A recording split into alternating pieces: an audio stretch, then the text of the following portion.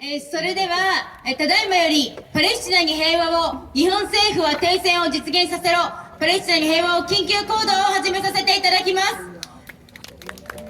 まずアナウンスをさせていただきます。ですね、このマイクが聞こえているかと思いますけれども、今、この国会正門前に向かわれている皆さん、駅は永田町国会議事堂前駅、そして桜田門駅があります。その各駅に案内の方が、オレンジのスカーフを巻きつけた案内の方が立っていますので、場所がわからない方はその方に聞いてください。そしてお手洗いのアナウンスです。北西側の、お手洗いが今工事中で使えません。ですので、南西側のお手洗いを使用になってください。また各駅のお手洗いなども使用できますので、そちらの方をよろしくお願いします。そして今日ですね、この12月のもう10日だというのにもかかわらず、ものすごく暑くなっています。で、体調が悪くなってしまった方は、決して無理をせず、これから長い戦いになりますので、決して無理をせずですね、この枠の中からちょっと外れて進んでいただくなどの、対応をしていただきたいと思います。本日は救護班の皆さんも、いますので、体調が悪い方は、救護のゼッケンをつけた方に声をかけていただく、または周りにそういった方がいらっしゃったら、スタッフの方まで声をかけてください。よろしくお願いします。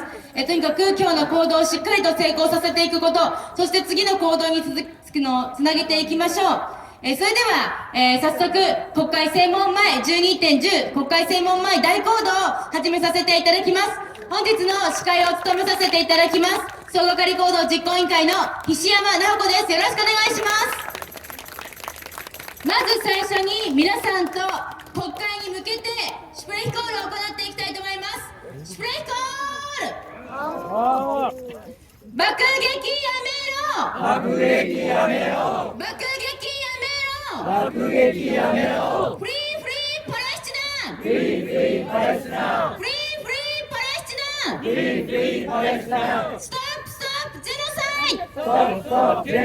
イストップストップジェノサイ、ド、ストップストップジェノサイストップストップジェノサイ、ド、フリーフリーガーザ、フリーフリーガーザ、フリーフリーガーザ、フリーフリーガーザ、ガザを解放しろ、ガザを解放しろ、ガザを解放しろ、ガザを解放しろ、日本政府は停戦させろ、日本政府は停戦させろ、日本政府は停戦させろ、日本政府は停戦させろ、停戦のために努力しろ、停戦のために努力しろ、停戦のために努力しろ、停戦のために努力しろ、フリーフリーパレスチナ、フリーフリーパレスチナ、フリーフリーパレスチナ、フリーフリーパレスチナ、フリーフリーガーザ、フリーフリーガーザ、フリーフリーガーザ、フリーフリーガーザ、ガザを解放しろ、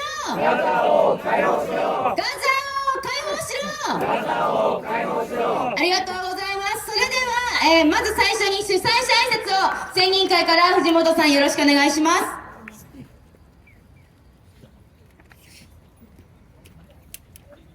国会正門前にお集まりの皆さん、12月とはいえ、えらい暑い日になって、水分補給だけはですね、12月でも頑張ってやって、元気にですね、この声を上げていきたいと思います。12月8日、おととい、皆さんご存知の通り、真珠湾への奇襲攻撃でアメリカと開戦をした日、太平洋戦争勃発の日でした。全国でさまざまな平和への取り組みがなされています。私ども戦争させない専任会のホームページに12月8日に向けてと題して名古屋学院大学の飯島茂明教授の文章が載っています。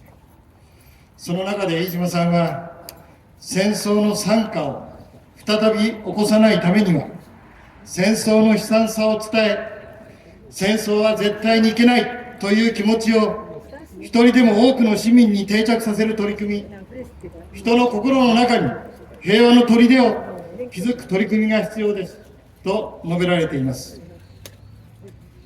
これはルポライターの鎌田聡さんが出会ったことで励まされたという37人の言葉を綴った本の中の一節です。悲惨な戦争から悲惨なものを除けというのは、悲惨でない戦争を教えろということですか？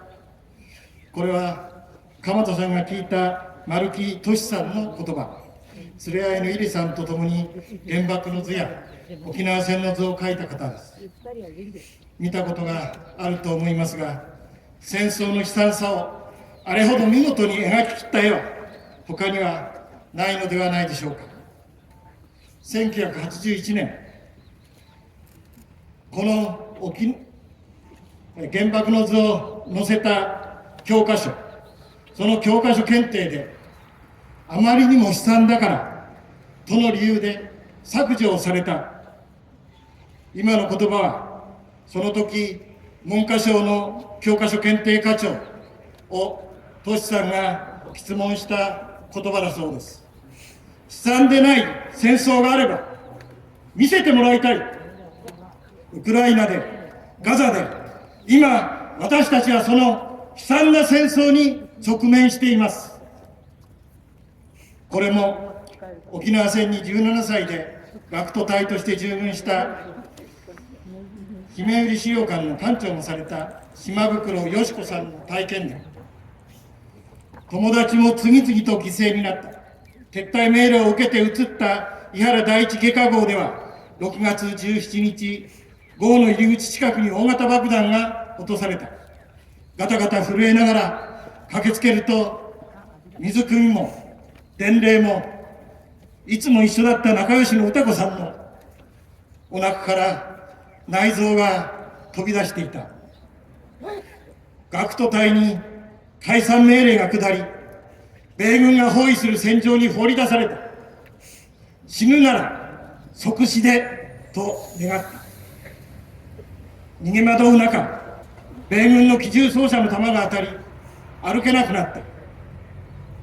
敵に捕まれば恐ろしい目に遭う。自決を望み、そばにいた日本兵に殺してくださいと頼みもした。それでも生き延びた。これが戦争なのだと、その地獄の中から這い上がってきた多くの人々の言葉に私たちはしっかりと耳を傾けなければなりません。2014年に安倍政権の下で憲法改正の動きが出てきたとき、私たちは戦争をさせない専任委員会を組織しました。戦争をさせない。なぜ戦争をさせないのか。それは戦争と人間の尊厳は相入れないものだからです。悲惨という状況は人間の尊厳を許さないということなのです。戦争をやめよう。私たちはただ一言、戦争をやめようとありったけの思いを込めて叫ぼうではありませんか。戦争をやめよ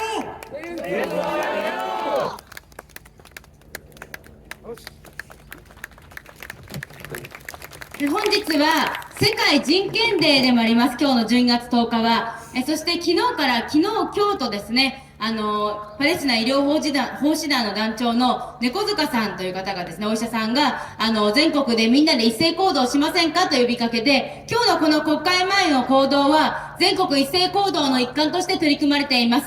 この後の、市民のメッセージの中で、北海道から電話をつないで、猫塚さんにお話ししていただきたいと思います。それでは続きまして、お忙しい中、国会議員の皆さんが駆けつけてくださっております。まず最初に日本共産党参議院議員の小池晃さん、よろしくお願いします。皆さんこんにちは。日本共産党の小池晃です。今日は先ほどまで NHK 日曜討論で大奮闘された井上聡参議院議員と一緒に参加をしております。よろしくお願いします。先日 ICRC 赤十字国際委員会の半沢駐日代表とお話をいたしました。今イスラエルは南部にも空爆を始めている。ハンユニスの病院で働いている戦傷外科のドクターから戦争の傷、戦傷外科、子供のトリアージをしなければいけないんだ。そういう話を聞いたと聞きました。トリアージというのは、普通は重症度に応じて、もはや手に負えない、助からない、そういう人は泣く泣く後回しにしていく。重症度によるトリアージです。しかし、今、繁栄日で起こっているトリアージは、医薬品がないからトリアージしなければいけない。医薬品がないために、助けられる子供の命を助けることができない。こんな事態が生まれている。そういうお話を聞きました。イスラエル軍の報道官は、犠牲者が戦闘員が2に対して民間人が1だから、大変良い割合だと言いました。とんでもない話ではないでしょうか。まさにジェノサイドではありませんか。国連安保理では圧倒的な賛成にもかかわらず、人道的停戦を求める決議がアメリカによる拒否権で否決をされました。今アメリカはイスラエルに対して戦車の砲弾1万発、議会の承認も経ずに提供しようとしている。まさにイスラエル、そしてアメリカは世界に背を向けてジェノサイドに手を貸していると言われても仕方がないのではありませんか。皆さん、そういう中で日本政府は停戦決議に賛成をしました。ならばイスラエルに対してジェノサイドをやめろと言うべきではありませんか。アメリカに対してイスラエル支援をやめろと言うべきじゃないですか。ところが言わない。国際人道法違反だ。この明らかなことも岸田さんは認めようとしないんです。皆さん、今ガザの人々を殺すな、戦争をやめろとここで声を上げる。そして同時に私たちにできることはこういう日本の政府を変えることではないでしょうか。大体安倍派なんですか。松野、西村、そして世耕、萩生田、高木さんと裏金作りばっかりやってきたんじゃないですか。皆さん、安倍派というのは何をやってきたか。憲法違反の安保法制を強行し、集団的自衛権の行使を可能にし、そして辺野古新基地建設を強行し、武器輸出を歯止めなく広げ、憲法改悪まで企んできた。その裏で自分たちがやってきたことは汚い裏金作りではありませんか。何が美しい国か。一掃しなければいけないのは安倍派だけではありません。自民党全員アウトにしようではありませんか。皆さん、今こそ市民と野党が力を合わせて岸田政権を倒すにとどまらない自民党の政治を終わりにしようではありませんか。ガザの人々と連帯をする、パレスチナともしっかり向き合う、イスラエルに堂々とものを言う、アメリカに忖度などしない当たり前の政治をこの国で作っていく、その声をご一緒に上げていくことを心から呼びかけて、激励と連帯のご挨拶といたします。共に頑張りましょう。フリーガザ、フリーパレスチナ、子供たちを殺すな。ありがとうございました。ありがとうございました。小池晃さん、そして井上聡さん、どうもありがとうございました。それでは続きまして、立憲民主党と社民党からメッセージが届いているので、少し割愛して読み上げさせていただきます。まず、立憲民主党からです。国会専門前大行動に参加されている皆様、お疲れ様です。安倍政権以来の自民党政権の強引な政権運営に対峙し、継続的にしっかりと声を上げていただいている皆様の活動に心より敬意を表します。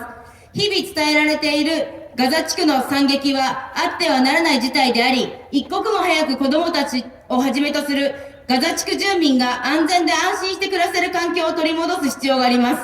我が国はイスラム諸国、アラブ諸国とも友好関係を築いており、積極的に和平に向けた貢献に取り組むべきです。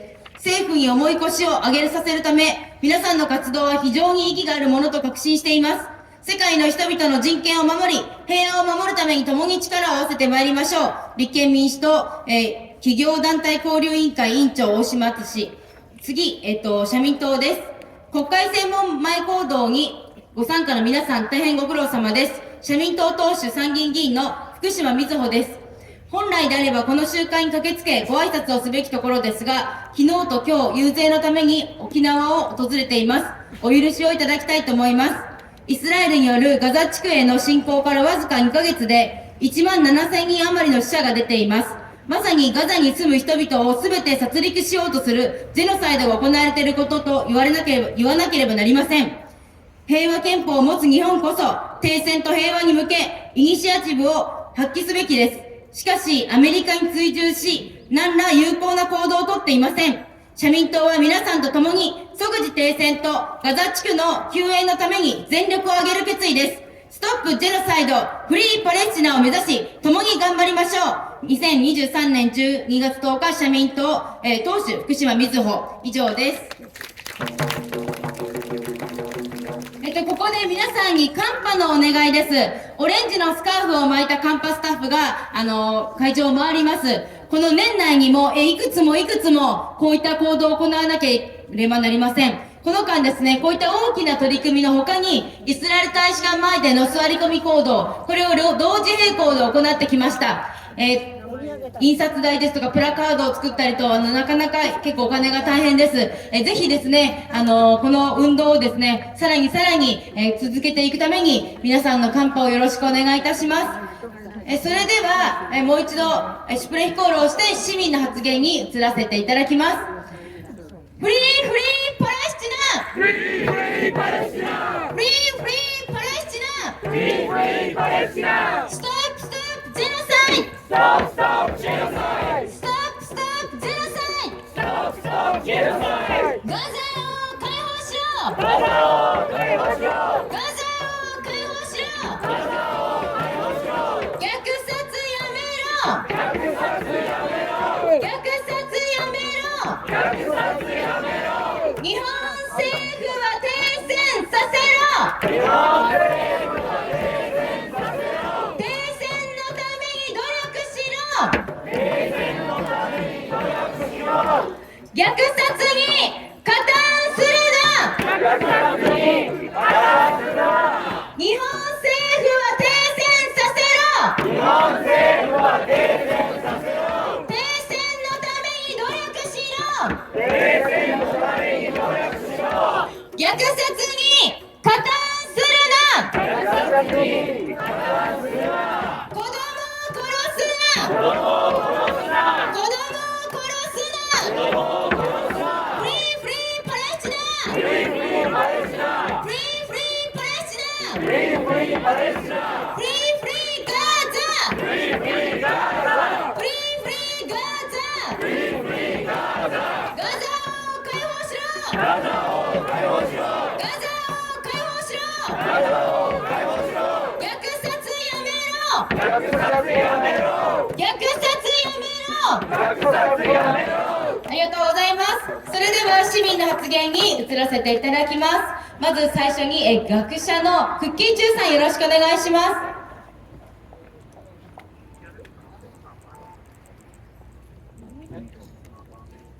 こんにちは、皆様。はじめまして。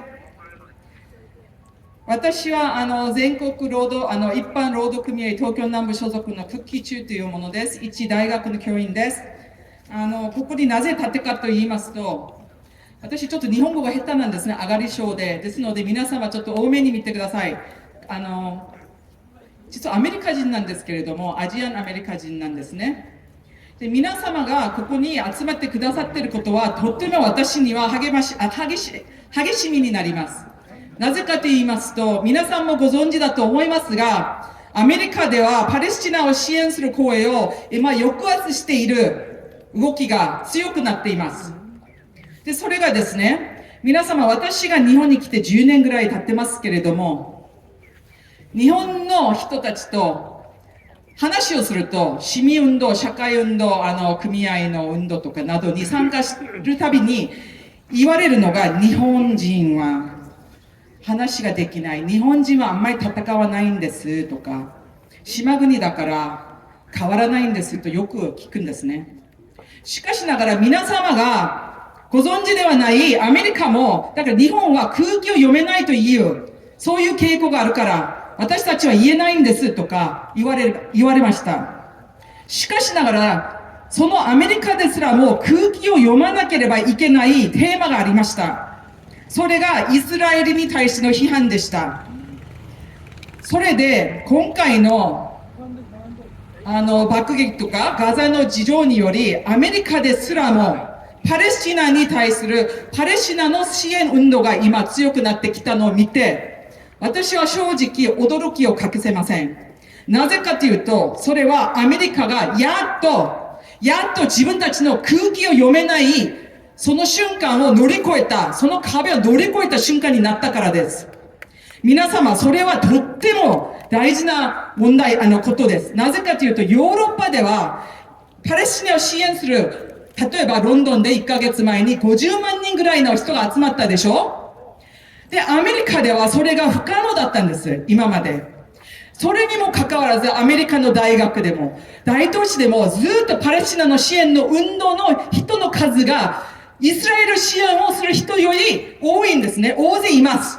それはとっても驚きでした。ですので、日本の皆様がここにいらっしゃるのは、アメリカ人としても私は励みになりますし、その上、日本という国は憲法第9条があるから戦える。反戦に対しての運動が活発に行われる国ではないのか、それは羨ましいです。それはですね、一つ追加しますと、アメリカはかつて第二次世界大戦の時に、日系アメリカ人の12万人の収容所に送った黒歴史があります。皆様の中でご存知の方いっぱいいらっしゃると思いますが、その黒歴史をですね、1960年代の黒人の市民運動が活発に行われた時にアメリカで、アジアンアメリカン、日系アメリカ人たちがとても一緒に参加をして市民運動を行いました。その時にたくさんの日系アメリカ人たちが自分の母国、先祖の国の日本を訪ねました。その時に彼らはアメリカの中で私たちは日系だから、日本人だから話をしてはいけない。アメリカの中では戦ってはいけない。自分たちの権利の主張ができないと自分たちに呪いをかけていました。その時にその日系アメリカ人たちが1960年代、70年代に日本を訪ねてきて驚いたのが、日本人たちが授業中にも活発に手を挙げて発表していた。家族の間で愛情の表現が活発に公の場でも行われていた。私たちは日本人だというそのことに対して縛られていたと。だから私たちはアメリカに戻って帰ってアメリカで自分たちの権利を主張できる日本人だからというのは幻想だと。それで彼らは70年代、80年代までずっと頑張って何が行われましたか？レーガン大統領の1988年の市民 Civil Liberation Act 市民の解放、市民の自由法が通りました。その法は何かと言いますと、日系アメリカ人たちを収容所に送ったその罪に対しての保証金の払いだったんですね。支払いをしました。ですからその後から日系アメリカ人たちはアメリカで自信を持ってアメリカ人として自分たちが生きることができました。ここで私が伝えたいというメッセージは、その日系アメリカ人によってアメリカの社会が変わりました。ですので日本人だから、島国だからという言葉ではなく、日本社会だからです。私のような外国人も一緒に住んでいるこの社会は変えられます。変えれます。皆様が力を一緒に共に頑張ってくじけないでずっと戦いを続けていけば、この国も戦争ダメにできます。そして世界中にもそれが広まって、一緒に終戦ができると私はずっと考えております。ですので皆様、共に頑張って力を合わせて、負けずにずっと頑張って続きましょう。よろしくお願いいたします。ありがとうございました。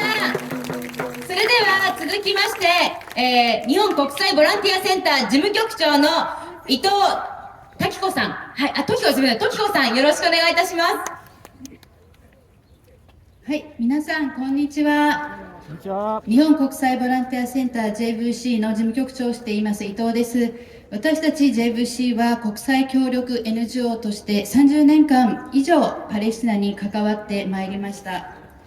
1ヶ月前も国連大学前で即時停戦を求めるこういった場に立たせていただきました。そして今またまさか同じような訴えをしなくてはいけないということを本当に悔しく思っています。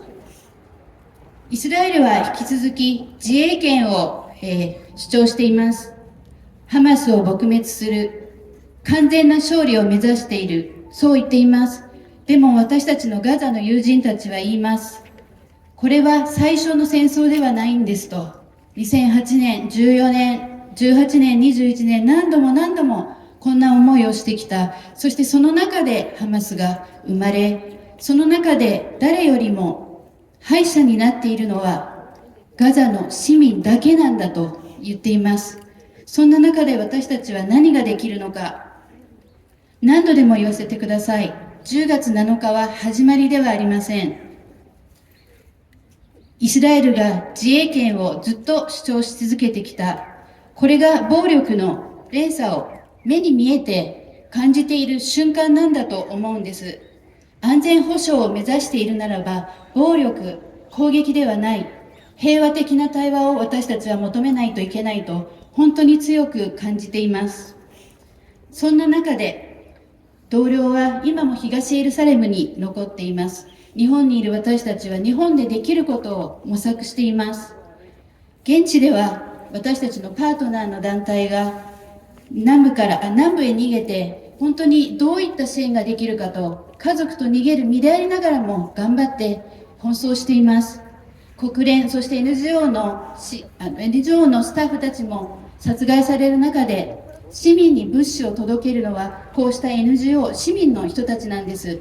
それでもどうしても物資も水も食料も医療品ももう枯渇してきている。私たちの団体に本当に多くのご支援をいただいています。なので私たちは支援を届けたい。なのに支援を届けられない。人も物資も枯渇してきている。そういった状況が続いているんです。もう本当に即時停戦をするしかない。そういう状況になっていると思っています。そして私たちのパートナーである病院の院長先生も言っています。今周りの病院もどこも同じ状況、ひどい状況なんだと。今自分が何ができるか、できないかじゃない。ともかく目の前にあることをやるしかない。そこまで先生も追い詰められている、そういった状況になっています。日本では NGO たちも頑張ってロビーイング活動をしています。本日こちらにいらしてくださっている議員の皆さんと、先週も外務省に向けて意見交換、どういった日本の方針を考えているのかと、そういう会合を持ちました。明確な回答はいただけていません。ただ、先ほどもありましたように、先日の安保理決議でアメリカだけが拒否権を行使した100カ国以上の共同提案であった即時停戦に向けての決議案をアメリカだけが拒否できるんです。そこで日本政府がやること、それをただ傍観しているのではなくて、仲の良い政府ならばもっと強く訴えることが必要だと思います。私たち NGO もそうして政府に呼びかけています。でもこれには本当に市民の皆様の声が必要です。私たちは一緒に政府に訴えていかなくてはならないと、そう思っています。そんな中で最後になりますが、ガザの人々、ガザの友人とのメッセージのやり取りも本当に変わってきています。以前は大丈夫だよ、そう言っていたメッセージが途絶えるネットワークの中で、まだ生きてるよ、そういうメッセージに変わっています。まだ生きてるって書くって、その日をどう過ごしているんだろうと、私たちは友人の顔を思い浮かべて本当に心が潰れそうな思いです。何千キロも離れた東京から私たちは祈っていることしかできないのか。そうではないはずです。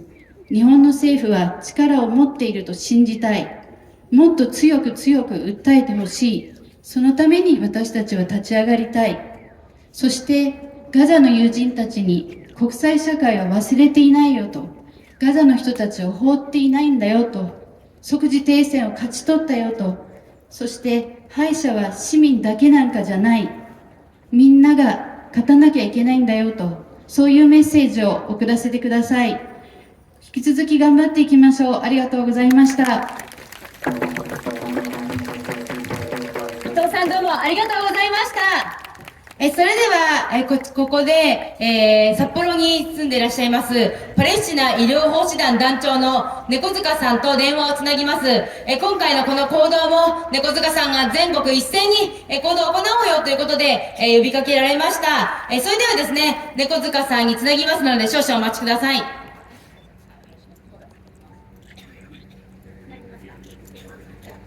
っと待ってくださいね。どうか。OK です。じゃあ、スピーチお願いします。よろしくお願いします。集会にお集まりの皆さん、大変お疲れ様です。私は今ご紹介預かりました札幌に住んでいる北海道パレスチナ医療奉仕団の団長を務めております猫塚と申します。札幌でも昨日冷たい雨が降る中で300名の市民の方々が参加して集会とデモを行ったところです。実は私たちは2013年からガザ地区に入って毎年医療子ども支援活動をやってきました。今年も第15回目の医療支援活動を行う予定でしたが、10月7日の事態で一変して現在は私たちの住む札幌、北海道でとことんガザ地区とパレスチナの人の支援に奔走しております。ご存知のようにガザの実態はありますが、私たちがこの10年間支援してきたジャバレア難民キャンプ、シーファー病院、今問題になっている南部のハインユニス、私はハイエンスの東側にあるヨーロピアンガザ病院で手術支援もやってきました。これらが一網打尽にイスラエルの軍事侵攻下に置かれている状態に、何とも言えない苦しさと、何とも言えない救援の手を差し伸べたいというふうに考えています。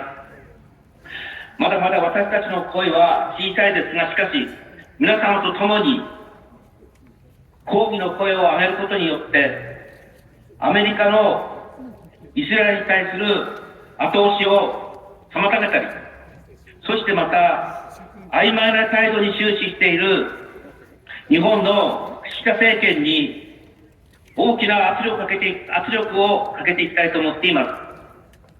これからもまだまだガザの人たちのためにガザの解放を勝ち取ってパレスチナの解放が実現されるまで私たちの取り組みは続けていくと思います。どうぞ皆様と力を合わせてこれからも尽力してまいりますのでよろしくお願いいたします。札幌から猫塚でした。失礼いたします。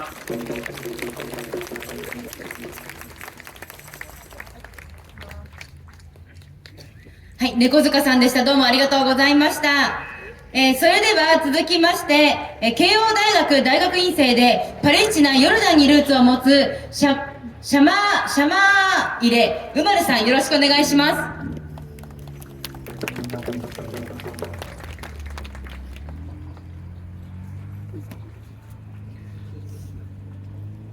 ある女子がいました。これからお墓に連れて行ってくれるの？瓦礫の山から救助された彼女は自分が死んでいるのだと勘違いして言ったそうです。ある母親がいました。私の息子を見ませんでしたか？7歳なんです。髪の毛がくるくるくるくるで、肌が真っ白なんです。私の息子を見ませんでしたか？家やビルが崩壊している中、もしかしたら生きているかもしれない。瓦礫の山を隅々確認しながら、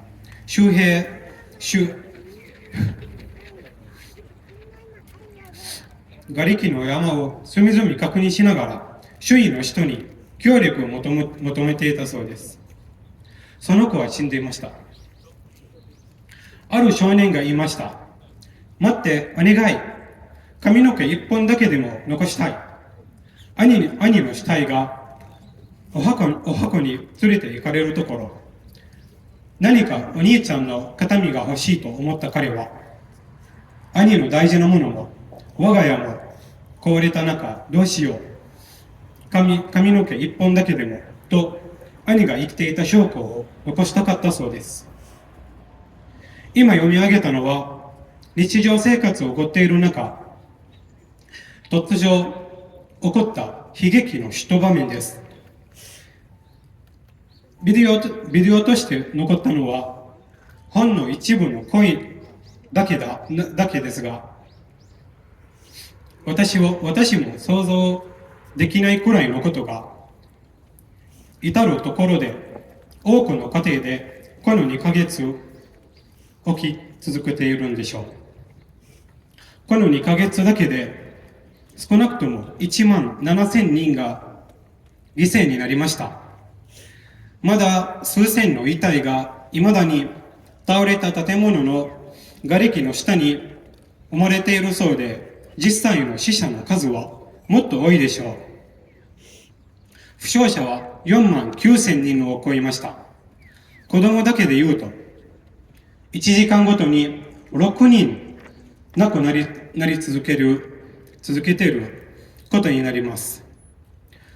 誤解がないように言いますけど、イスラエル軍の攻撃によってです。数字は日に日に大きくなっていますが、かけがえのない一人一人の命は数字では表しきれません。正義になった一人一人に大切な人、帰る場所があり、それぞれに思い描く将来もあったはずです。イスラエル軍による占領によって75年間も若者の将来が奪われ続けています。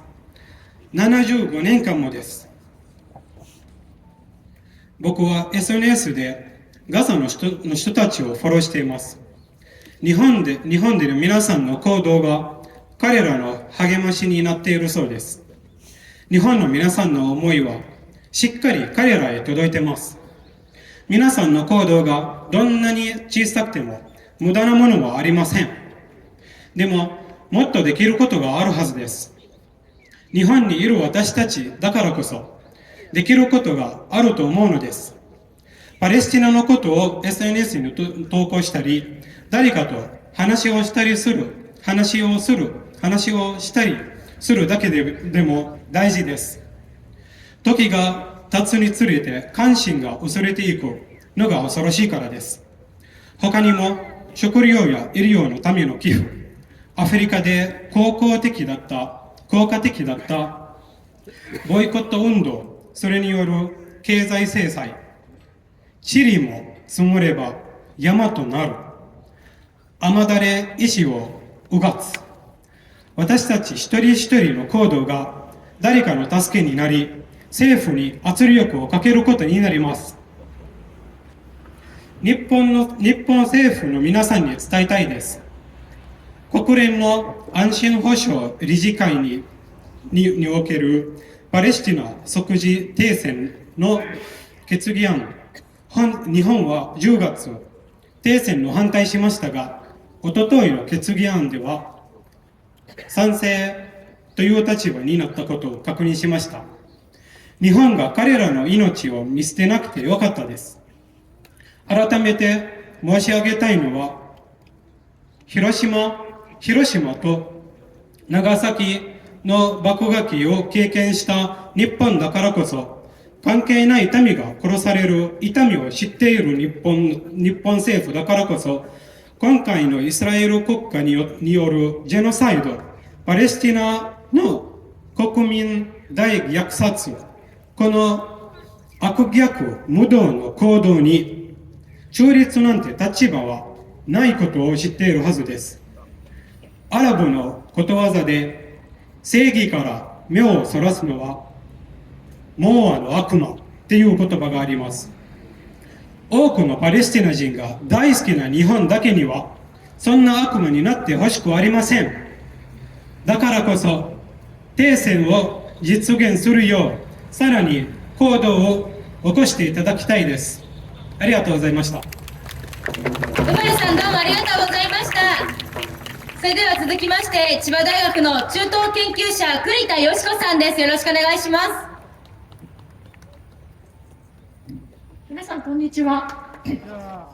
千葉大で、中東の歴史や政治を研究しております栗田と申します。私たち中東を研究しているものは常々、パレスチナ問題というものは決して対等な者同士の争いではなくて、占領している側と占領されている側と非常に対等ではない関係、占領者と非占領者の関係だということを、考えてまいりました。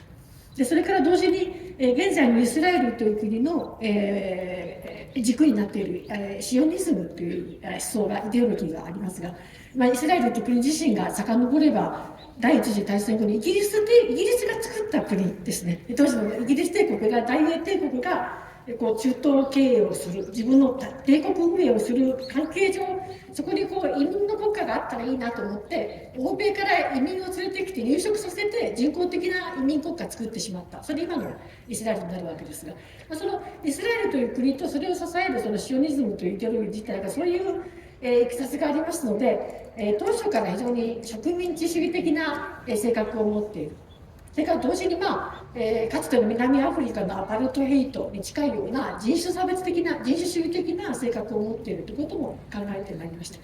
ただ、専門の中東研究者としてはそういうふうに、ただ、漠然と認識してきたことがですね、今回とうとうこのような事態になってしまって、今まさに、パレスチナで、ガザで、明らかにジェノサイドと言える事態ですね。で、現代のホロコーストと言ってもいいと思いますが、そういう事態につながってしまったことに、立然とゾッとしております。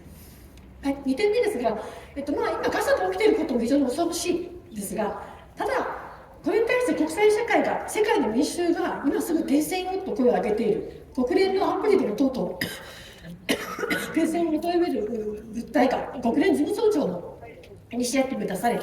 それに対して拒否権を使う、停戦決議に対して拒否権を行使する国があるっていうのも恐ろしい。イスラエルも恐ろしいけども、アメリカも恐ろしいと思います。でただ翻ってみると、そのアメリカにとっての、中東での一番の同盟者というのはイスラエルという国なんですが、アジアでのそのアメリカにとっての同盟者、中東でのイスラエルにの対になる形でアメリカを東アジアで支えてしまっているのは日本だなってことを考えると、これもなかなか恐ろしいことなんではないかと思います。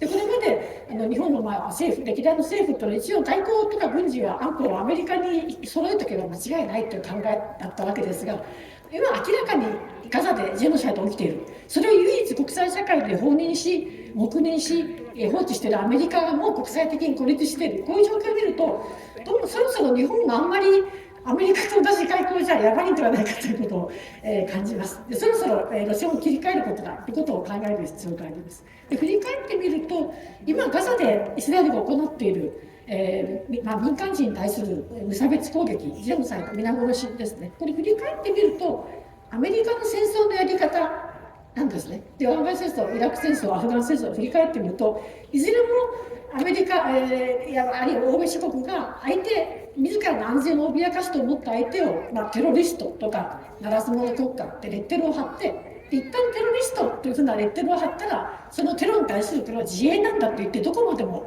追い詰めていく。でも国際法も無視して、これはテロに対する戦いなんだから、国際法、国際人道法を守る必要ないという、論理で強行して民間人も無差別に殺害する。これをやってきたのがアメリカの対テロ戦争です。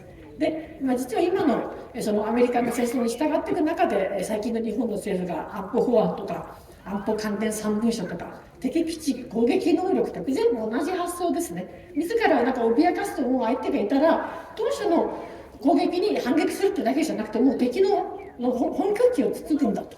で、相手の基地だけ、攻撃だけじゃなくて、その本拠地、基地、あるいは司令部、首都、そういうところまで攻撃するというのが敵基地攻撃能力って考えなわけですが、それも含めて、この間のアメリカの戦争のやり方というのはまさにガザで、行われているイスラエルのジェノサイドです。で、こちらの側に立ったとどうもまずい。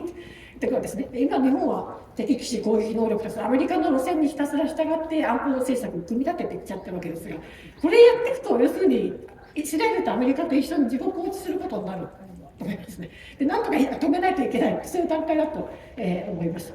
で、最後に、ただできることはないのかというと、やっぱり確実に変わってきている。日本政府がこれまで国連安保理でなんか反対、最初ロシアの提案に対してはなんかフランスや日本が反対票を投じたり、総会でも棄権したりとか繰り返してきたのが、今回の国連安保理での停戦、決議に対しては日本が賛成しました。アメリカ拒否権使っているところで、日本は、一応賛成した。これはやっぱり重要な一歩です。で、これなぜ起きたのかって、やっぱり皆さん、我々の力だと思うんですね。日本国内でこれからこれだけ10月以降、戦争を止めろ、即時停戦しろっていう市民の動きがいろんなところである。議会に対する要請行動もあれば、デモもある、署名活動もある。これがやっぱり日本政府に影響を与えてきているんだと思います。なので、今、国連安保理での停戦決議は、アメリカの拒否権で葬り去られてしまいましたが、また、諦めずに停戦決議出して、日本もそれどんどん賛成していかないといけないし、それからできることはたくさんあります。今、他の方のスピーチにもありましたが、例えば、イスラエルが今やっているこれだけの戦争犯罪、国際法違反ですね、停戦決議がダメならば、そろそろ経済制裁、外交制裁でかける段階になっていると思います。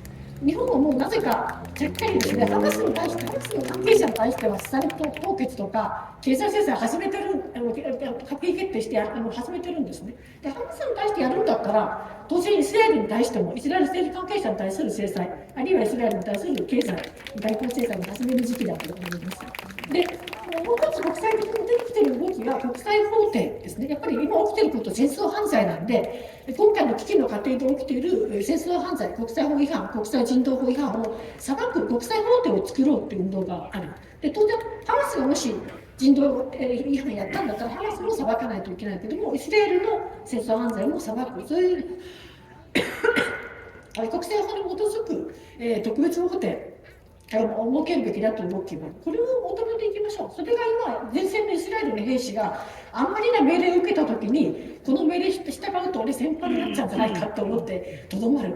あるいはイスラエル政府に対する圧力になってくるので、国際的な司法の場でイスラエルのですね、戦争犯罪を裁くということを求めていく必要があります。で、最後に、先ほどもありましたが、日本政府に対しては、本当に日本とアメリカの間にそんなに信頼関係があるんだったら、真の友としてアメリカに対して、今あなたこれやめないと国際社会から孤立しますよと、停戦を求めるべきだという動きを日本政府も含めて、行うように私たちが、働きかけを強めていくべきだと思います。ありがとうございました。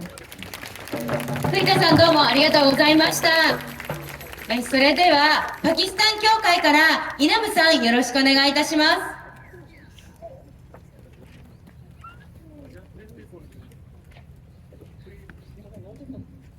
ビスミラーラハマンラヒン。皆さんどうもありがとうございました。遠い場所から来た皆さん、何のためここまで来ました？平和のため。世界のテロリストに一番アメリカ、イギリス、インド、なぜ75年からフランスに平和できない？アメリカ、76年前、広島、長崎、あとベトナム、アフガニスタン、イラク、シリア、リビア、世界でどこでも戦争やってるから、世界で平和になっちゃうと、アメリカパンになっちゃうから、アメリカの商売、戦争、なんでこれ平和できない？ 75年からアラブの国でファラスチンの土地、ずっと何千万前からアラブのイスラム教のパレスチナの土地でしょう。アメリカとイギリス、わざとらしい、ジューズスカイから、ヨーロッパから、ロシアから来て、わざとらしいイスラエル国作ったから、ジューズの国作りたい場合は、アメリカで作ってください。イギリスで作ってください。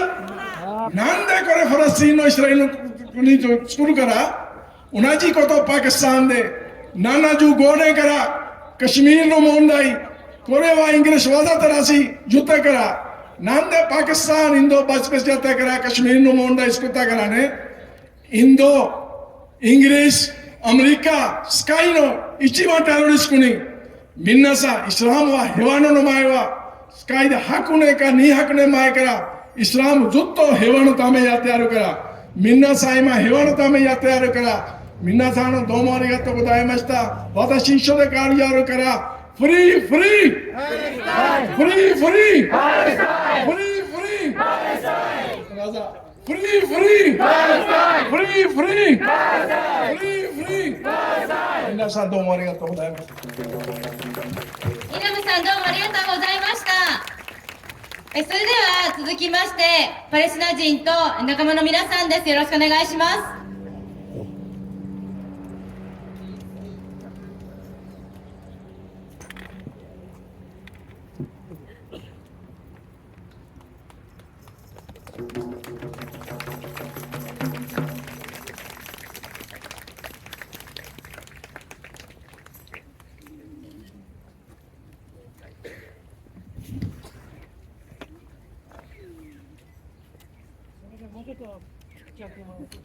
Hi and Assalamu alaikum. すいません、ちょっと日本語話せます。日本に来たばかりです。So I will speak in English and my friend Mai will translate. I wanna say I am thankful person for each one of you, supporter of Palestine and the Palestinian cause.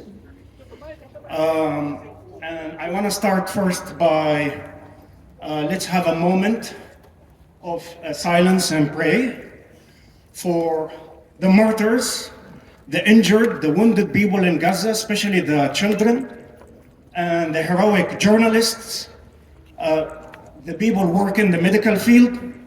So let's have a moment to honor their memory and recognize their sacrifice and glorify their names.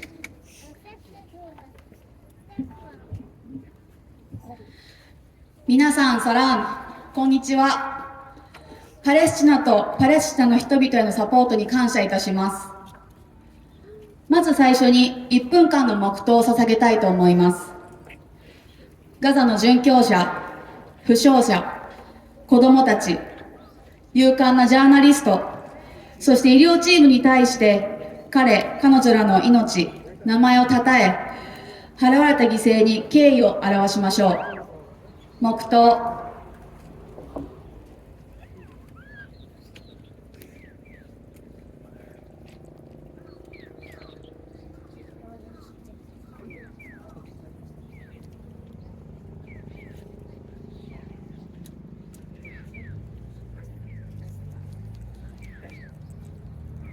Thank you so much. And first,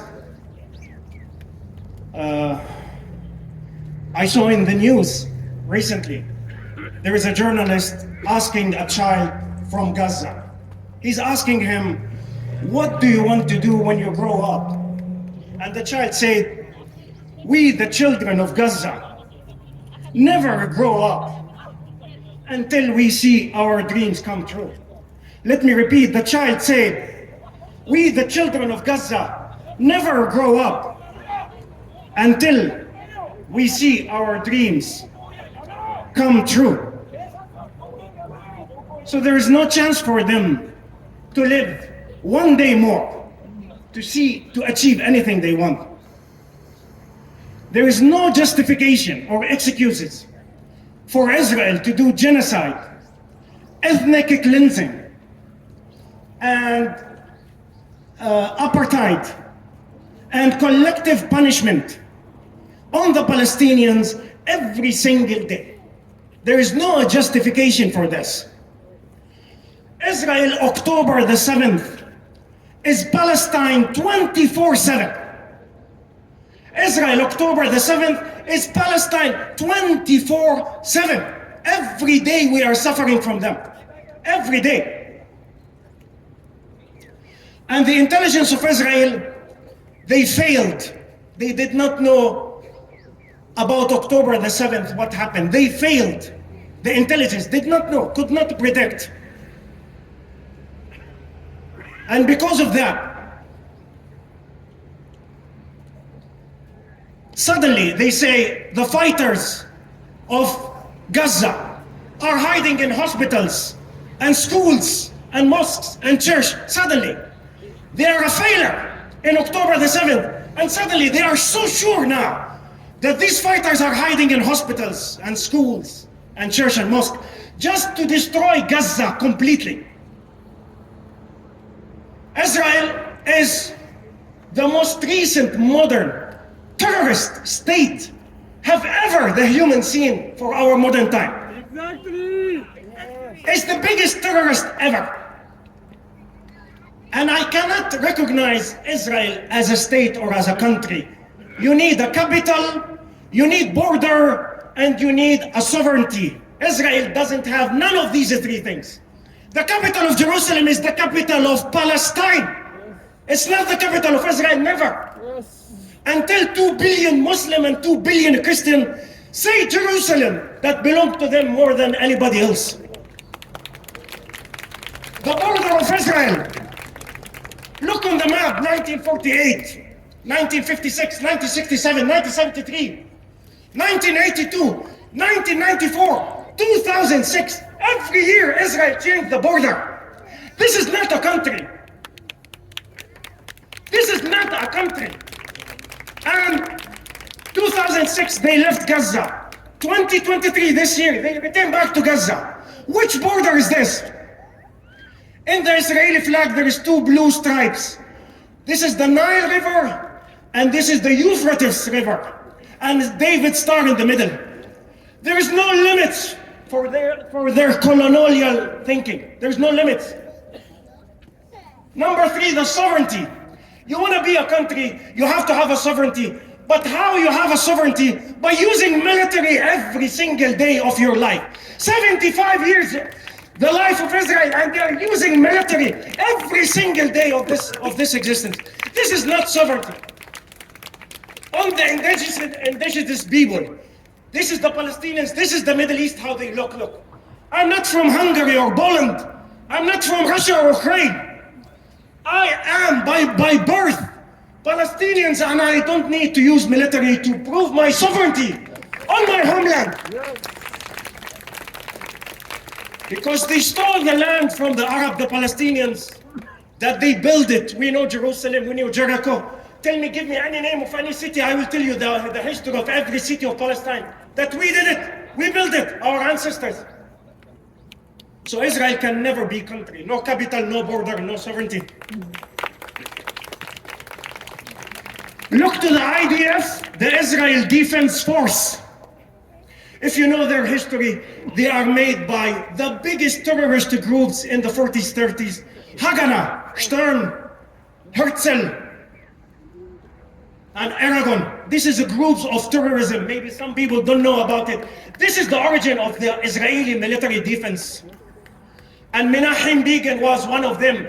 He did a terrorist attack on King David Hotel in Jerusalem, killed many British soldiers, and he was most wanted person to Britain. And he was blacklisted a terrorist. But by the way, he became a prime minister of Israel later, and he got Nobel Peace Prize. So they are rewarded because they are terrorists, and we are punished because we are into resistance.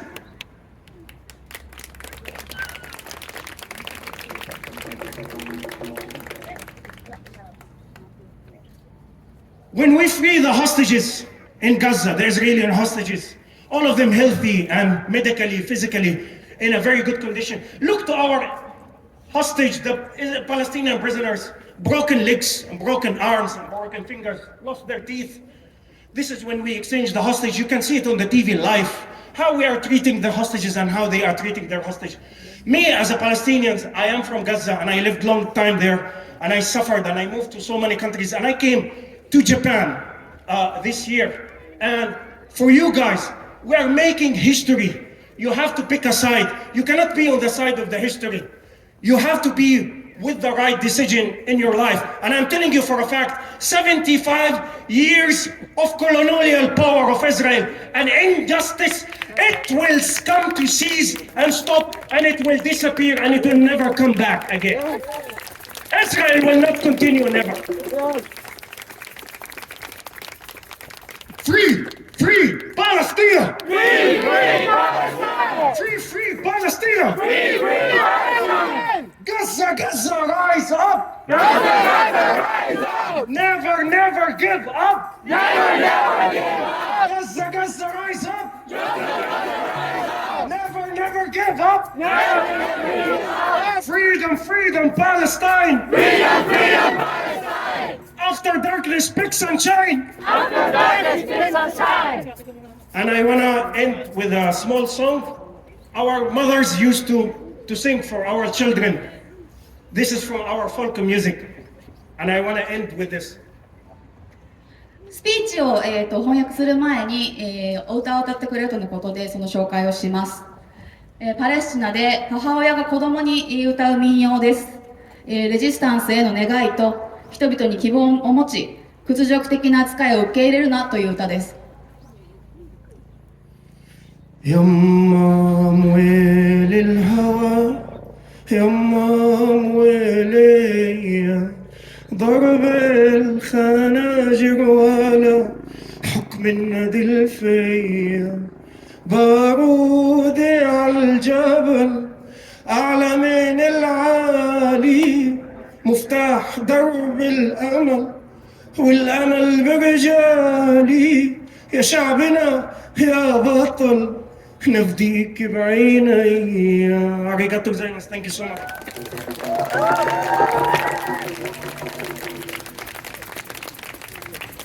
では、スピーチの内容を翻訳します。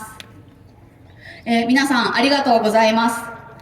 私自身と同胞を代表し、皆さんに感謝申し上げます。勇敢な者が住む聖なる土地、それがパレスチナです。最近ニュースでこんなものを見ました。記者かジャーナリストが爆撃を生き延びたガザの子供たちに、大きくなったら何になりたいか尋ねていました。子供はこう答えました。ガザに生まれた私たちは大人になれないから叶える夢もないんだよ。子供が言うのです。ガザに生まれた私たちは大人になれないから叶える夢もないんだよ。虐殺、無関係の人を巻き込む集団的懲罰、民族浄化、アパルトヘイト、これらイスラエルがパレスチナ人に対して日々行っている行為を正当化できる理由はありません。イスラエルの10月7日 10.7 はパレスチナの 24.7、24時間毎日起こり続けていることなのです。イスラエルの諜報機関は10月7日の攻撃は事前に察知できなかったというのに、パレスチナのレジスタンスが病院や学校、モスクや教会に潜んでいることは確実だと言っています。舌の根も乾かぬうちに確信を持った主張ができるのでしょうか。この確信を持ってイスラエルはガザを爆撃しています。イスラエルは現代のテロ国家だと思います。現実的に考えても正当な国とは言えないでしょう。国が国であるためには最低3つの基本的な要素が必要です。1つ目は首都。現在、首都と認識される場所はイスラエルに存在しません。エルサレムはパレスチナの首都です。エルサレムはイスラエルの首都にはなり得ません。なぜなら、地球上に20億人いるイスラム教徒と20億人いるキリスト教徒がそれを許さないからです。国を構成する要素その2、それは国境です。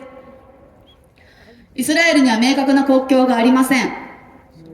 1948年、56年、67年、73年と4度にわたった中東戦争、1982年のイスラエルによるレバノン侵攻、1994年のオスロ協定によるパレスチナ自治政府の設立、2006年のイスラエルによるガザからの撤退、などなど、イスラエルの国境は全く定まりません。国旗との矛盾もあります。国旗の青いストライプはナイル川とユーフラテス川を表し、その間にあるダビデの星がイスラエルの土地を表すはずですが、これも現実と矛盾しています。国を構成する要素その3、主権。イスラエルはその建国から日々力を行使して自らの主権を証明する必要に駆られています。なぜでしょうか。それはイスラエルが居座る土地はアラブ人やパレスチナの人から盗まれたものだからです。事実、イスラエル人の多くは他の国の市民権を持つ人が多いです。イスラエルの人々はユダヤ信仰によって団結しているのではありません。イスラエルの人々は植民地主義的でファシズムのシオニズム、シオン主義によって団結しているのです。イスラエルは国ではありません。また、イスラエル国防軍の成り立ちを見てください。ハガナーやシュターン、エツェル、イル軍などの30年代、40年代の過激派テロ組織が基礎となっていることがわかります。このテロ組織に所属していたメナヒム・ヘギンは首相になり、ノーベル平和賞まで後に受賞しています。ナチスと協力関係にもあった彼らは、1948年以前にパレスチナに難民として亡命してきていました。なぜ、どうして、ホロコーストの被害者自らがナチスになることができるのでしょうか。先日、ガザで解放されたイスラエル人の捕虜の姿を見てください。彼女らは健康そのものです。一方で、パレスチナ人の捕虜の姿はどうでしょうか。手や足を失い、精神的にも身体的にも拷問を受けているのが現実です。私は長い間ガザで生活してきたパレスチナ人です。2023年に日本に来るまで、それは多くの国と苦しみを経てきました。少し待ちます。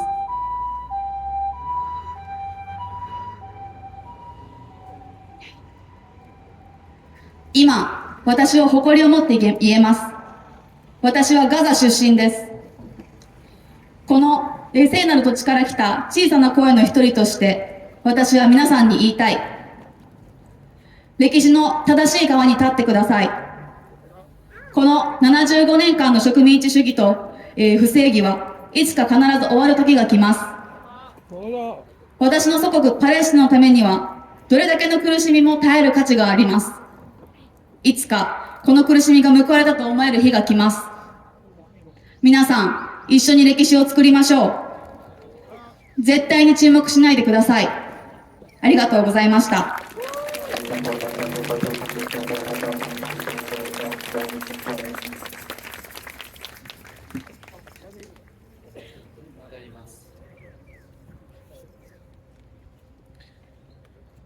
I'm not gonna introduce myself. Who I am doesn't matter. Think of me as a shadow with a chest, a heart that pulses blood for Gaza, a pair of lungs that are here to breathe out the words of a friend, a young Palestinian man who is stuck in hell, a nightmare that never seems to end. For security reasons, I will not name him. I will simply say that to me he is like a brother, and the story he tells is the story of millions of others. What follows is not a speech, but a collection of some of the messages that he has sent me since October 7th. 自己紹介をするつもりはない。俺が誰だかなんてどうでもいい。俺のことを胸の持つ影だと思ってください。ガザのために血を脈打っている心臓、終わらない終わらない悪夢、抜け出せない地獄にいる若いパレスチナ人の言葉を吐き出すためにここに来た。はい。安全のため、彼の名前は言わない。一つだけ言うと、彼は俺にとってごめんなさい。弟のような存在です。ちょっと日本語お願いします。めっちゃ噛みますから。そして彼が語る物語は何百万もの人々の物語でもある。以下はスピーチではなく、10月7日以来彼から俺に送ってくれたメッセージの一部だ。Message from Gaza. We almost died yesterday. The sky was red for over 4 hours. They attacked my camp over 30 rockets. I don't know if I should feel sad for my friend I lost or for the children. ガザからのメッセージ。俺たちは昨日死にかけた。空は4時間以上も赤かった。彼らは俺らのキャンプを攻撃した。30発以上のロケット弾を撃ち込んだ。失った友人を悲しむべきか、子供たちを悲しむべきかわからない。Message from Gaza. Alive, brother, so far. The situation is getting worse and worse day by day. My family is far away from me. Bombs are coming from everywhere. ガザからのメッセージ。兄貴よ、今のところ俺は生きている。状況は日に日に悪化している。家族は遠く離れている。爆弾は至るところからやってきている。Message from Gaza. They destroyed my aunt and my 2 sisters' homes. I don't know if they were there. We tried to call them, no answers. ガザからのメッセージ。おばさんと2人の妹の家が破壊された。彼女たち、その時家にいたかどうかわからない。電話してもつながらない。Message from Gaza. Today is my birthday. What kind of birthday is this? ガザからのメッセージ。今日は俺の誕生日。どんな誕生日なんだよ。Message from Gaza. I found my aunt and my sisters a few hours ago in the UN school. Do you remember the supermarket that I was using its internet? I left the supermarket. 13 minutes later, they bombed it. If I had stayed there for another 10 minutes, I would be under the rubbles. ガザからのメッセージ。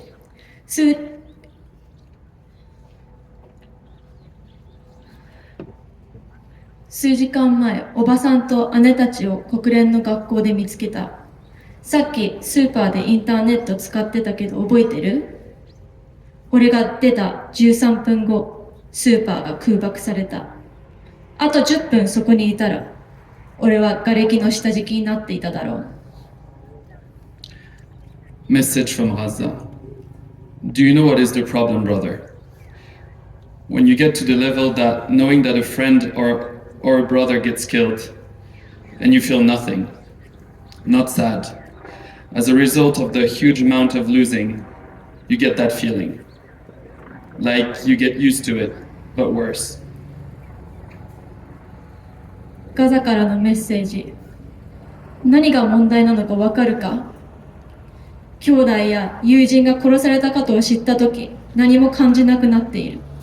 悲しくもない。犠牲者が多すぎるとそうなる。死になれるような、でももっとひどいことなんだ。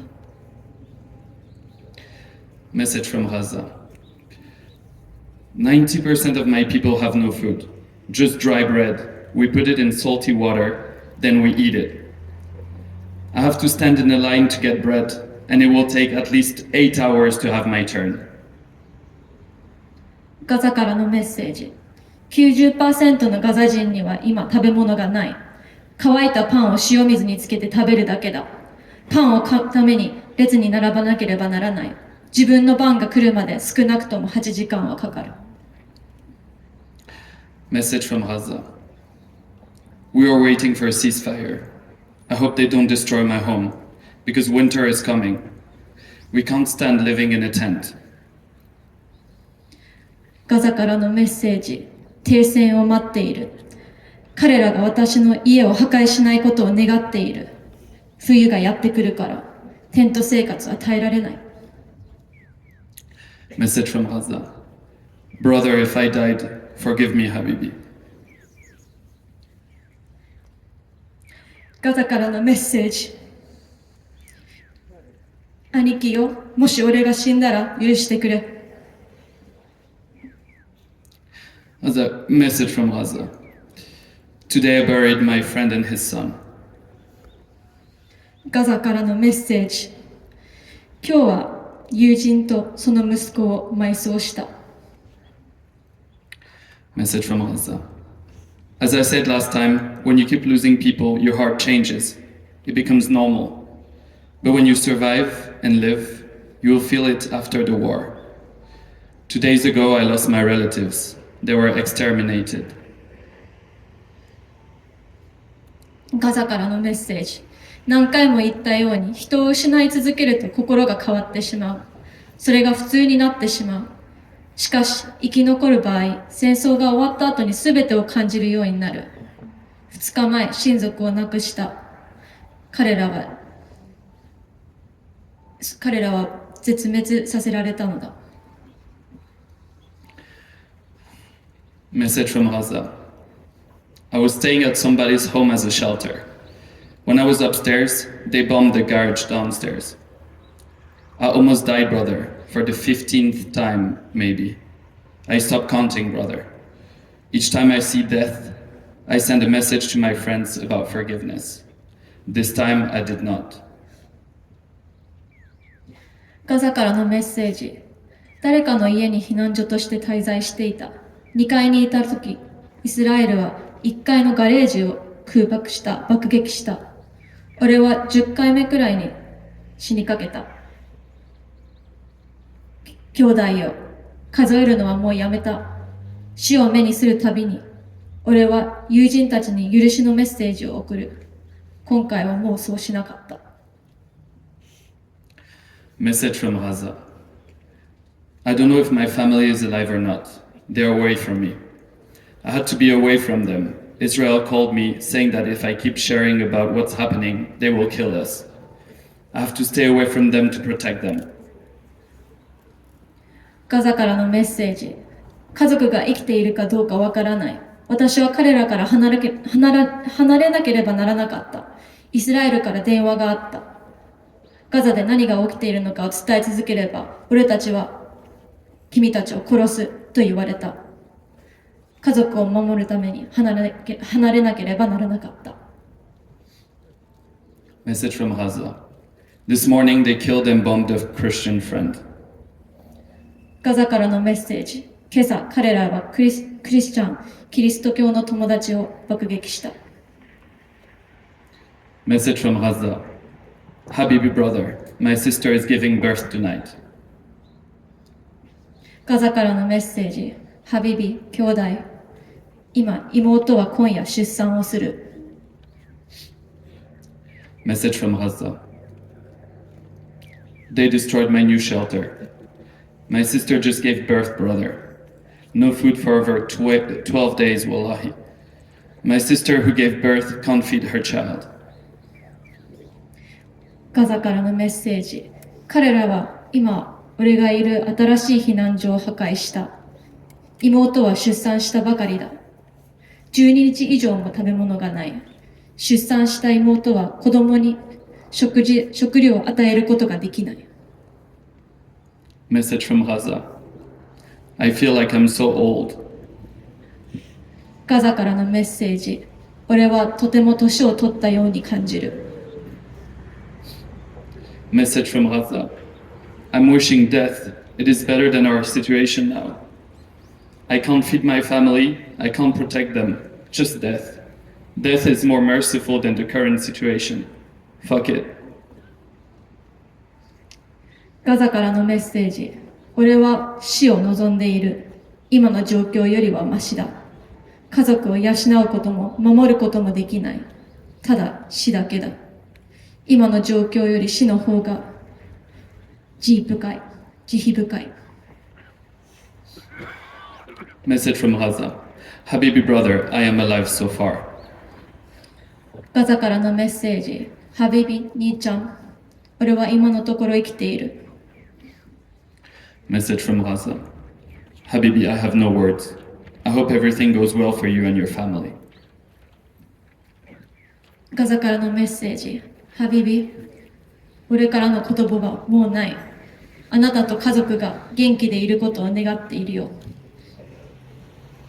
Message from Gaza. Forgive me for being such a burden.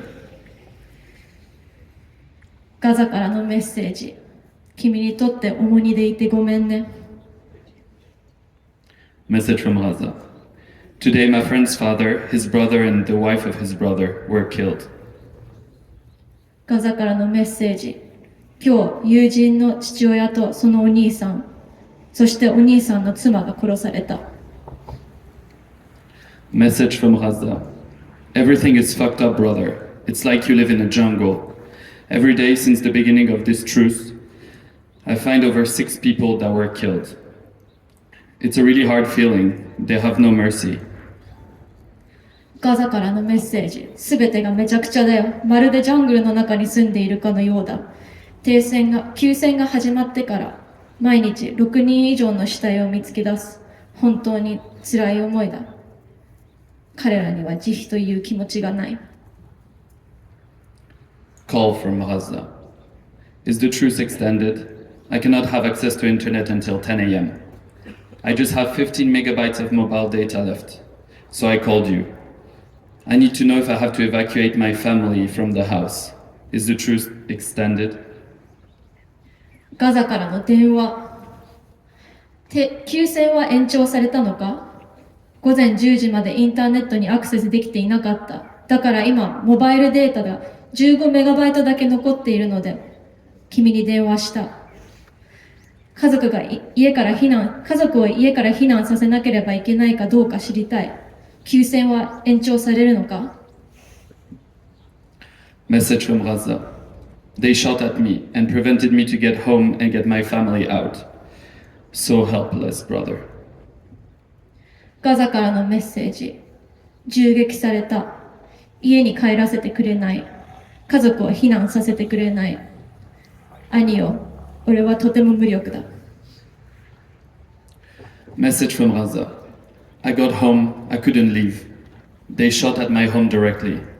We're being besieged. Tanks are everywhere.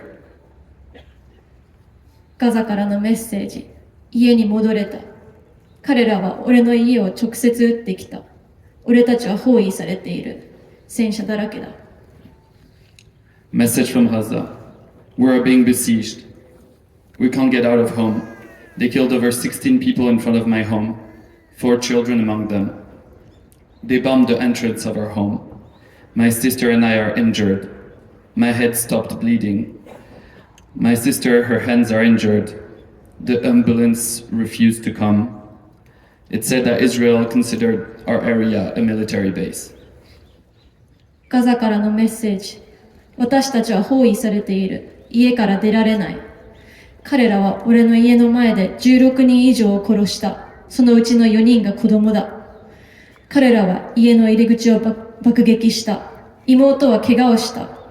俺の頭からの出血は止まった。妹は両手を負傷している。救急車は来てくれない。イスラエル軍は俺たちの地域を軍事基地とみなしているからだってさ。Message from Gaza. When you're nervous, you don't feel the pain. I feel so weak because of our children.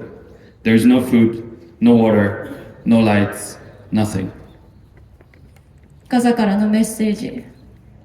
こうやって緊張していると痛みをもう感じない。子供の世話をしなきゃいけないから。俺はとても弱くなっている。食べ物も水も電気も何もない。Message from Gaza. I don't know how to manage that. It's fucked up, brother. ガザからのメッセージ。もうどうすればいいのかわからない。もうめちゃくちゃだよ。Message from Gaza. I'm really ready to die to save the children, but I have zero options. Pray for us, brother. ガザからのメッセージ。子供たちを救うために俺は本当に死ぬ覚悟でいる。しかし俺には他に選択肢がない。俺たちのために祈ってください。Message from Gaza. Brother, my mind is frozen. I have nothing to say actually. Just pray for us. ガザからのメッセージ。兄よ、もう俺の心は凍りついている。実はもう何も言葉にできることはない。俺たちのために祈ってくれ。Message from Gaza. I have no power, brother. The children are freezing. I'm just wearing my underwear. I give them my clothes. My sister is dying in front of me. If something happened to her, I will kill myself. ガザからのメッセージ。俺にはもう力がない。子供たちは凍えている。だから俺は下着しか着ていない。妹が目の前で死にかけている。妹にもしも何かあったら、俺は自分を殺す。Message from Gaza. I have zero options, brother. ガザからのメッセージ。もう俺に選択肢なんてない。Message from Gaza. My body is so dry, my lips are white, my body is shivering. The Zionists withdrew from my block. I'll be at the hospital tomorrow morning. I can't walk. ガザからのメッセージ。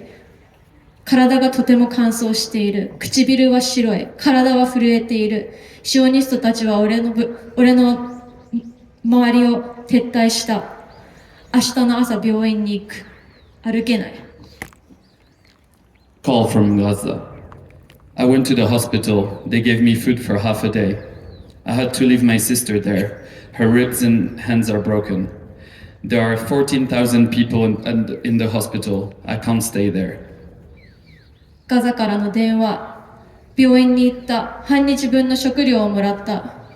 妹は肋骨と手が折れているから置いていかなければならなかった。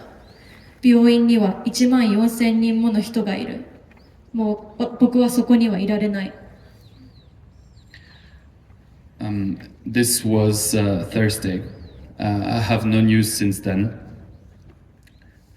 これ最後のメッセージが木曜日で、それ以来連絡は一つもないです。One day, I asked him, "Would you leave Gaza?" He replied, "Never, brother. I have two options. Either I live in Gaza or I die in Gaza." ある日、彼に僕は尋ねた。あなたはガザから逃げたいのか？逃げるのか？彼はこう答えてきた。どこにも逃げない。絶対に逃げない。俺には2つの選択肢しかない。ガザで生きるか、ガザで死ぬかだ。Thank you. ありがとうございます。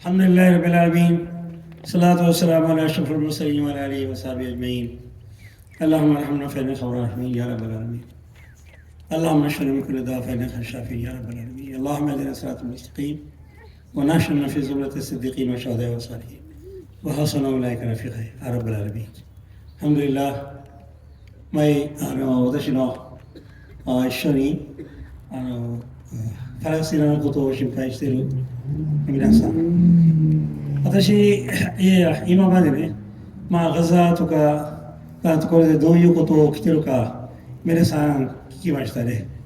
だからそれに対して我々が悲しい。だからそれに対してね、一つ質問がありますね。ガザでそういうそこの人たち、地元の人たちをね、こういう目にあって、こういう苦しみをあって、それで私たちはそれを見て、それを聞いて、それでいい生活ができるのか、それを考えるべきであることですね。どういう生活ができる、私が幸せに暮らせることができる。この世界は皆さんの世界ですね。皆さん幸せに、平等に生活ができる世界。そのために神様、要するにアッラーがね、この世界を救ったものであり、それはいろんな文化がありますけど、でもみんな共同で生活できるように、すべてこの世界ができております。そのために私たちがね、平和のために、すべての皆さんに平和のために頑張らなくちゃならない。その方にね、そのためにどういうことをすればいいかと。これはコロニズムのことも話しましたね。これはね、75年だけじゃなくてね、これ200年続いてるんですよ。最初はイギリスのコロニズムだったな、それがアメリカのコロニズム。コロニズムだった。その後はもうイスラエルのコロニズム。その裏、イスラエルの裏にはアメリカとか、アメリカとあれがある。イスラエル、ユダヤの人たちがね、難民でイスラエルに入ってきたんですね。それでイスラエル、ガザとかパレスチナの人たちがね、そういう人たちを受けて、それで何でも生活ができるために彼らを助けました。そういう始まりですよ。そこから始まって、どんどんイギリス、アメリカの人々が、ユダヤの人たちを自分の国には住ませないために、どんどんそこから人が連れてきて、それでイスラエルという国ができたものである。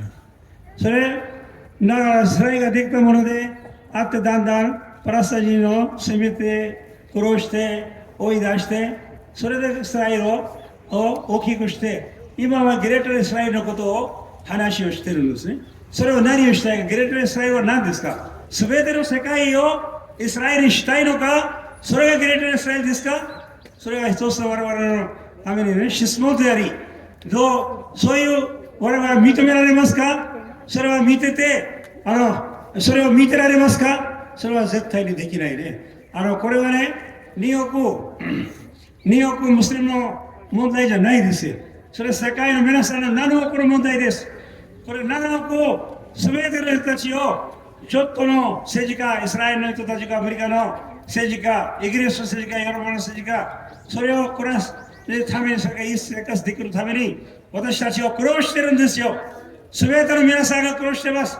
だから我々を力を合わせて、手を合わせて、足を合わせて、頑張らなくちゃならない。みんなで世界中でこういう運動を始めるなら、始まってるけど、それに参加しなければならない。そのために私たちの力を合わせてください。合わしましょう。それで一緒に立ち上がりましょう。これは世界を変えるように頑張りましょう。それが我々は、ただパレスチナがフリーになればそれで問題じゃないです。世界全世界をフリーにしましょう。全世界の人たちをみんな自由だから自由で暮らせるように頑張らなくちゃならないです。だからそのために我々が頑張らなくちゃならない。そのメッセージを世界中の一人一人に持っていかなくちゃならない。説明しならない。理解を知ってもらわなくちゃならない。オアスカの人たちが全ての世界をコロナ禍みたいにみんなそれを皆さんをどれだと思ってどんなことでもしてるんですよ。我々の声が聞かない。これがあっても何もできない。それは自分のために自分の目のためにそういう政治がある。でもそこの法律とかやりことは何もない。何もあればもう75年パレスチナの人たちを苦しみはしないですよ。だからそういうあれは我々がいらないから。だからもう時間がないために私がもう心の中で私が海があります。その言葉の海があります。でも時間がないためにそういう話はできないから本当にします。だからみんなで、私が言いたいことはただ声を上げましょう。世界の皆さん声を上げましょう。アメリカもヨーロッパもどこでもどこの人たちとも自由になるために頑張らなくちゃならない。この世界を変えなきゃならないですよ。みんなのために頑張らなきゃならないです。みんながいい生活ができるように幸せな生活ができる。平和と幸せな生活ができるために私たちが頑張らなきゃならない。その声を今日か明日で停戦になればそれで終わりということないです。だからその後でも私たちの運動がずっと続きます。インシャアラ、インシャアラ、インシャアラ。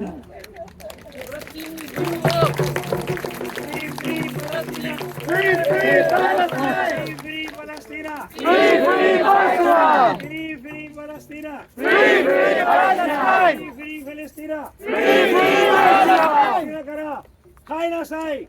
時代のたちをみんな帰りなさい。あなたたちがアメリカとヨーロッパに戻りなさい。それが我々のスローガンです。はいはい。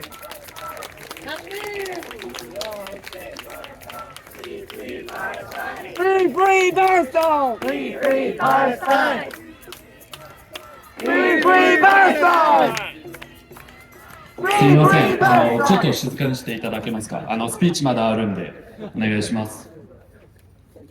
勢いは好きなんですけど、ちょっと大事なスピーチがあるんで、すみません。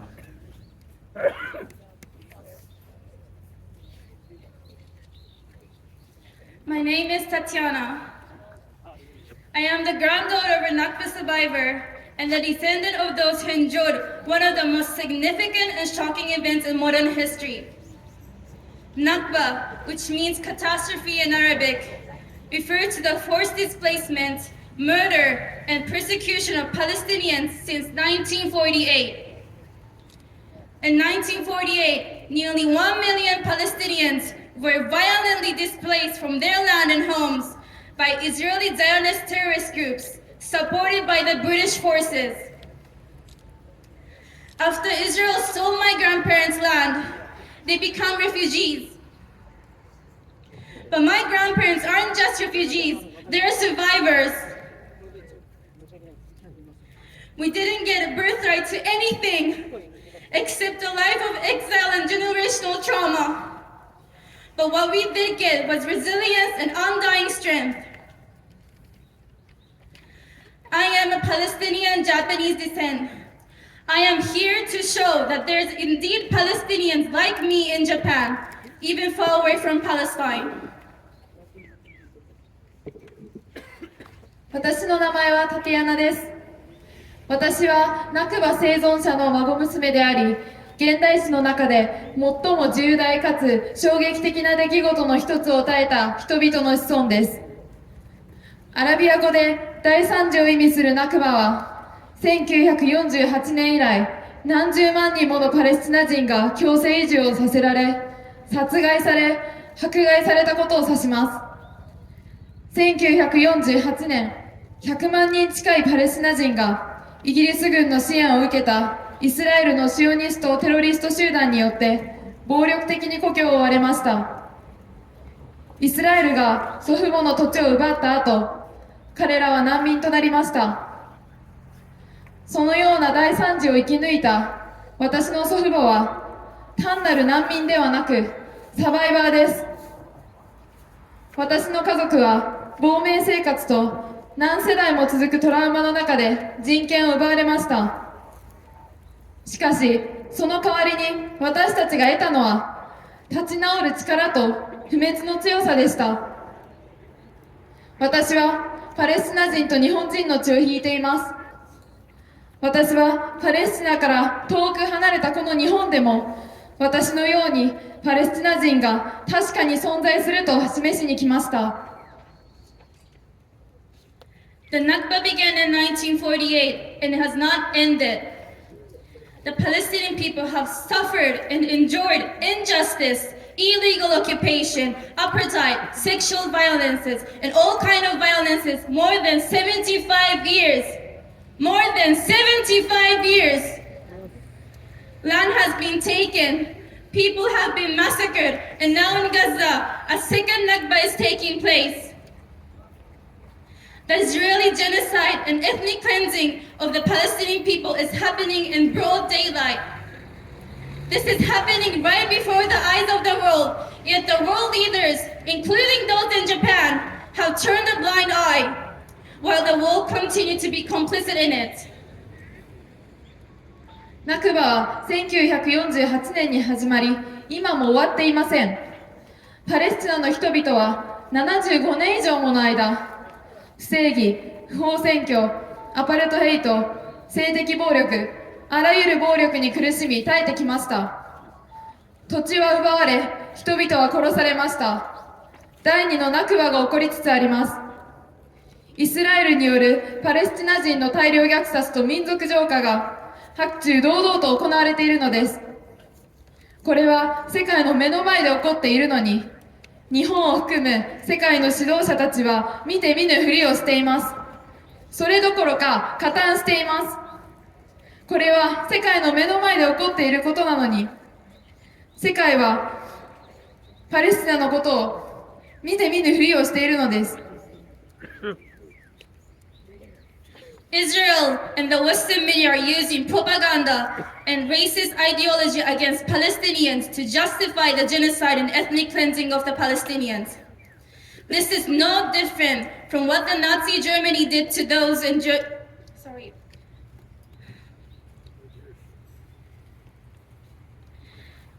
This is no different from what the Nazi Germany did to the Jewish people. The Nazis did not treat the Jewish people as human beings. They dehumanized them, deemed them less than animals.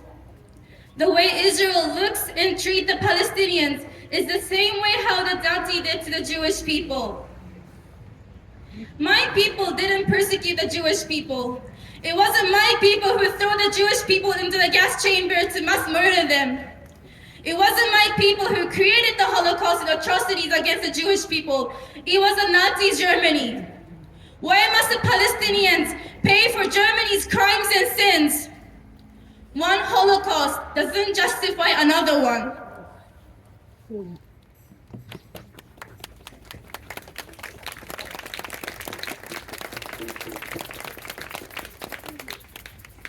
イスラエルと西側メディアはパレスチナ人に対する虐殺と民族浄化を正当化するために、パレスチナ人に対するプロパガンダと人種差別イデオロギーを利用しています。これはナチスドイツがユダヤ人に行ったことと変わりありません。ナチスはユダヤ人を人間として扱わず、人間性を奪い、動物以下とみなしてきました。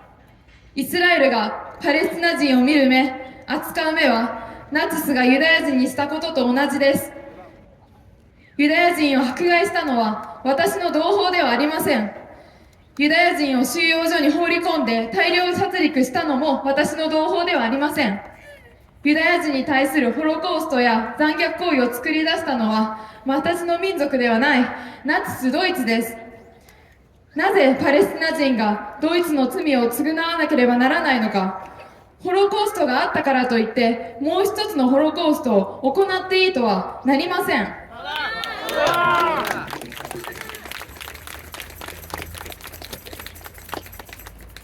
World leaders, the UN, talk about peace, democracy, and freedom.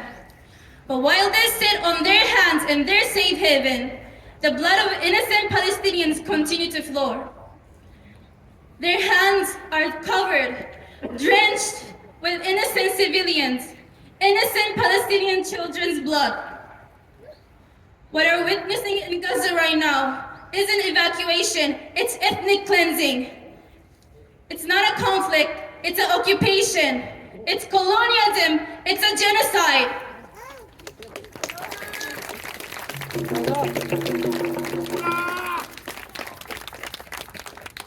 世界の指導者たち、国連は平和、民主主義、自由について語りますが、彼らが安全な場所で傍観している間にも、罪のないパレスチナ人の血は流れ続けています。彼らの手は罪のない市民や子供たちの血で汚れています。私たちが今ガザで目撃しているのは、非難ではなく民族浄化です。紛争ではなく占領であり植民地主義です。大量虐殺です。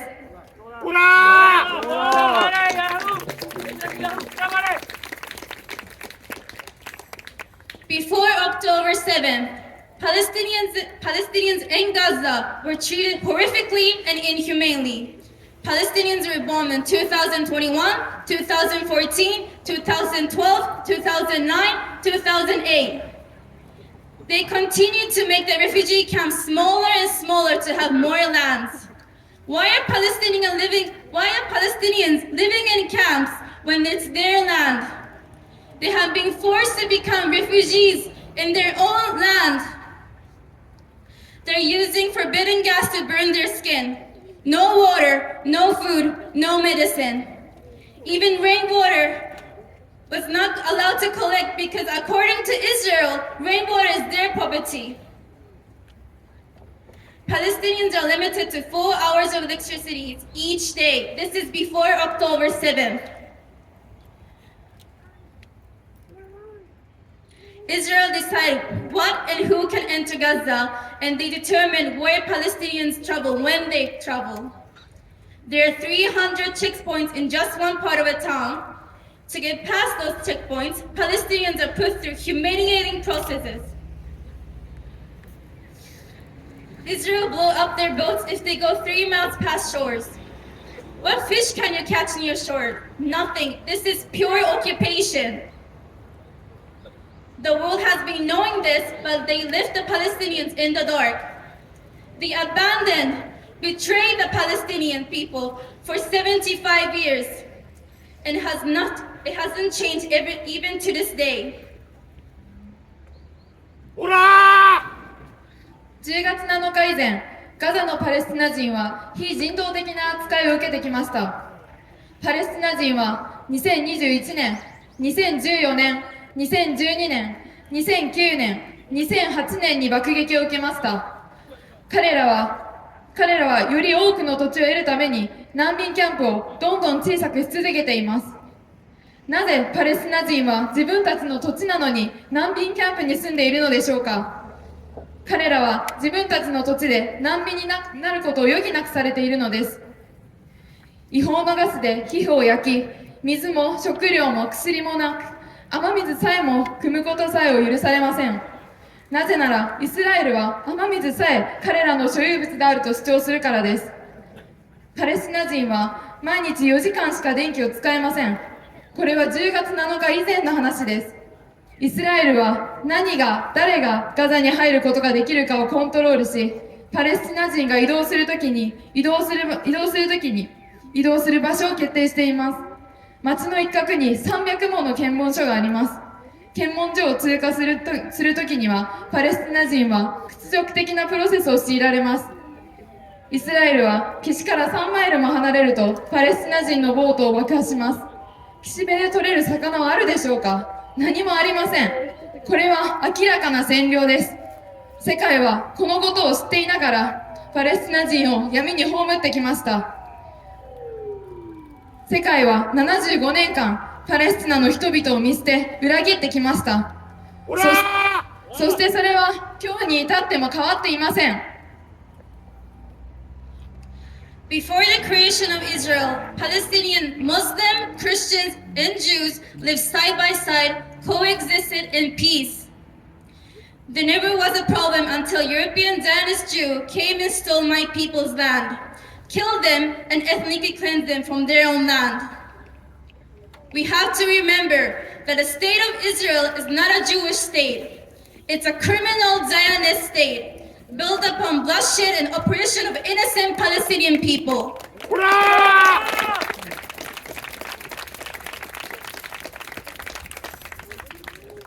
イスラエル建国以前は、パレスチナのイスラム教徒、キリスト教徒、ユダヤ教徒が共存し、平和に暮らしていました。イスラエルはユダヤ人国家ではなく、罪のないパレスチナ人への流血と抑圧の上に築かれた犯罪的なシオニスト国家であることを忘れてはいけません。I would like to read a quote from a boy in Gaza about his mother. My mother refused to let anyone write on our bodies. She called us inside a tent, and between her dry fingers, she held a black ink pen that she loved and hid in the library door. She started with me, Ahmed come. She wrote it with many kisses on my left and right palms, on my arms, my back, my right and left thighs. She wrote it on my stomach, on the soles of my feet, on my chest. She called my sister Hiba and wrote the same information but with Hiba's name and the age of 5 years old. 3-year-old Rashid was next. But his little body couldn't fit all the words. She sighed and said, Rashid will not be lost from us. They will know him. He will stay in my lap. She looked at us with tilted head and a small smile and said, don't be afraid. I wrote on my body everywhere that I am a mother of Ahmed, Rashid, and Hiba, and I wrote that I am a wife of the martyr Fahim Sadeh. They will bring us together. They will bring us together. Even if we were in pieces. ガザの少年が母親について語った言葉を読みたいと思います。僕の母は、母以外の人が僕たちの体に文字を書くことを拒んだ。母は私たちをテントの中に呼び、乾いた指の間に母が愛用し、書斎の引き出しに隠していた黒いインクのペンを握った。彼女は、アフマド来なさいと私に言い、彼女は何度も私にキスをしながら、私の左右の手のひら、腕、背中、右と左の太もも、お腹、足の裏、胸に書きました。妹のヒバを呼び、ヒバの名前と年齢と私に書いたものと同じ内容のものを体中に書きました。次に3歳のラシードが呼ばれましたが、彼の小さな体では全ての文字は書ききれませんでした。彼女はため息をついて言いました。ラシードが私たちからいなくなることはない。誰もが彼が誰なのかわかるわ。私の膝に言い続けるの。彼女は首を傾け、小さく微笑みながら私たちを見て言いました。恐れないで。私はあなたたちの体のあちこちに、私はアフマド、ラシード、ヒバの母であり、殉教者ファフミ・サレハの妻であると書きました。これで誰が見てもあなたたちが誰だかわかる。これでたとえ私たちの体がバラバラになっても、私たちを一緒にしてくれる。私たちを一緒にしてくれる。When I read this, I sit and close my eyes and play this scene in my head, and I break in a million pieces. I don't think we could imagine this test, even if we try. I ask myself, how can this happen in this modern world? We have progressed in ways the mind cannot imagine, yet we have destroyed our humanity in the process. Money and power, this is what everyone strives for, and the value of life means nothing. これを読んだ後、私は座って目を閉じ、頭の中でこのシーンを再生し、私の心は100万の破片に砕け散りました。私たちには想像しようとしても想像できないと思います。この現代社会でどうしてこんなことが起こるのだろうと自問します。私たちは想像を絶する進歩を遂げながら、その過程で人間性を破壊してきました。お金、権力、それこそが全ての人が追い求めるものであり、命の価値など何の意味もありません。Imagine a mother gets to this point of having to write on every limb the thought that her children will be dismembered. Parents are the protectors after God, yet the Palestinian parents have to endure this pain. The idea, the real possibility of being bombed. We have no idea what they're going through. I would like to ask everyone in here, can you imagine yourself writing your own name in your own body? The name of your children on their bodies, knowing that they will die soon. How can you explain this to a child who doesn't understand anything what's going on?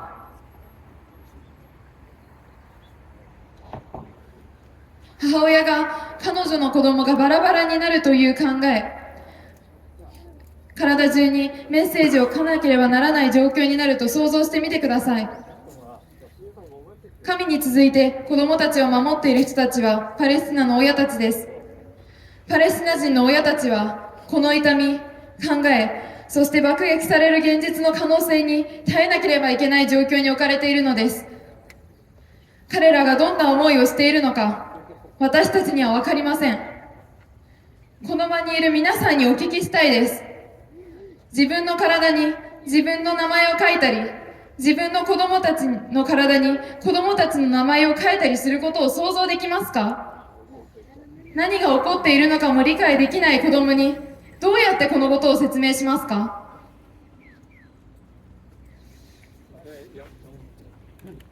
Their pain is unimaginable.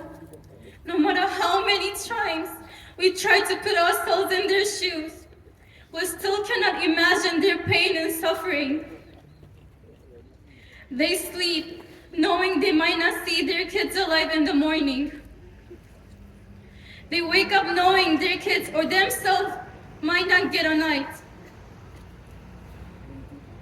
Life is so different, so hard, so painful for them just because they're Palestinians and they refuse to leave their own land. 彼らの痛みは想像を絶するものであり、私たちが何度彼らの立場に立って考えてみても、彼らの痛みや苦しみを想像することはできません。彼らは朝になっても子供たちが生きていないかもしれないと知っていて眠り、子供たちや自分自身が夜を迎えられないかもしれないと知って目覚めます。彼らはパレスチナ人であり、自分たちの土地を離れることを拒否しているというだけで苦しめられているのです。彼らがパレスチナ人であるということで人生は大きく異なり、苦難に満ち溢れています。ほら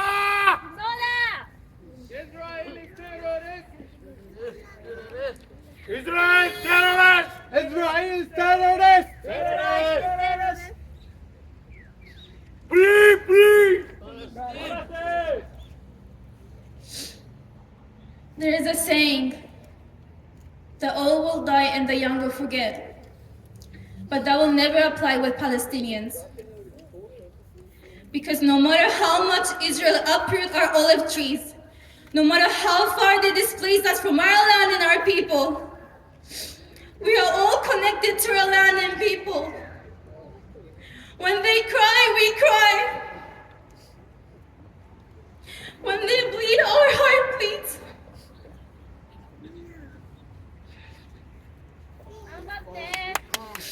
We will never forget our people, our land.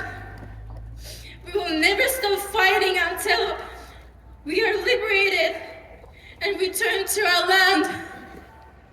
Because the occupier will never be the owner of the land.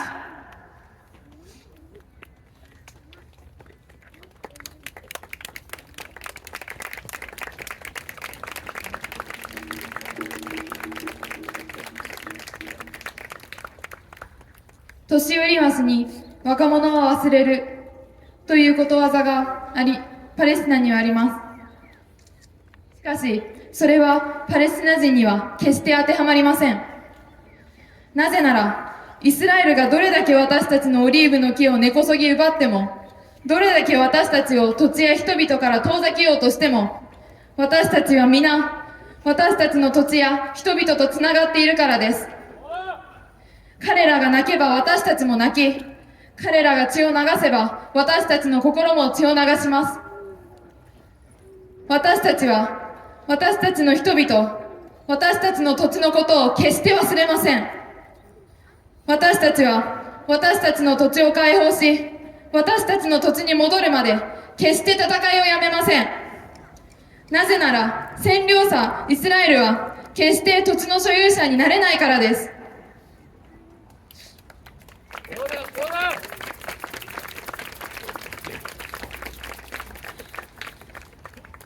My dream is for my grandparents to see their homeland liberated, in their lifetime. I want the Palestinian diasporas, such as like my father, my uncles, my aunties, to return to their land. For my people to live in freedom and peace in their own land.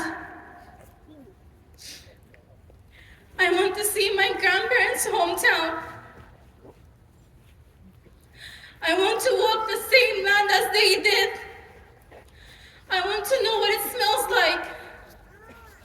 I want to breathe the same air as my ancestor did.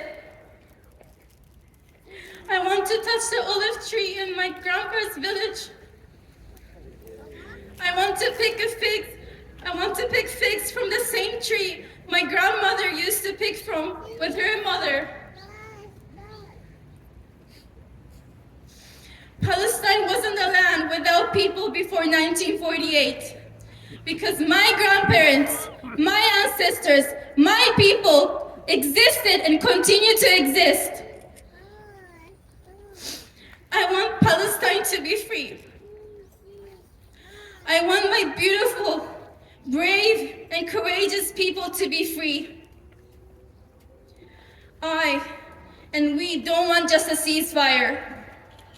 We want the end of illegal occupation and right to return to our land.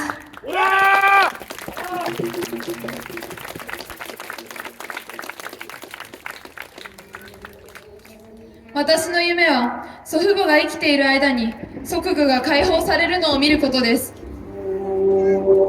私の父やおじ、おばのようなパレスチナ人ディアスポラには自分たちの土地に戻ってほしい。祖父母の故郷を見たいし、祖父母と同じ土地を歩きたい。どんな匂いがするのかを知りたい。祖父母の父の村のオリーブの木に触れたい。祖母が母親と一緒にイチジク狩りをした同じ木でイチジクを摘みたい。1948年以前、パレスチナは人のいない土地ではありませんでした。なぜなら、私の祖父母、私の先祖、私の同胞が存在し、今も存続し続けているからです。私はパレスチナに自由であってほしい。私の美しくて勇敢な同胞に自由であってほしい。私たちは単なる停戦を望んでいるのではありません。不法占拠を終わらせ、私たちの土地に戻る権利を望んでいるのです。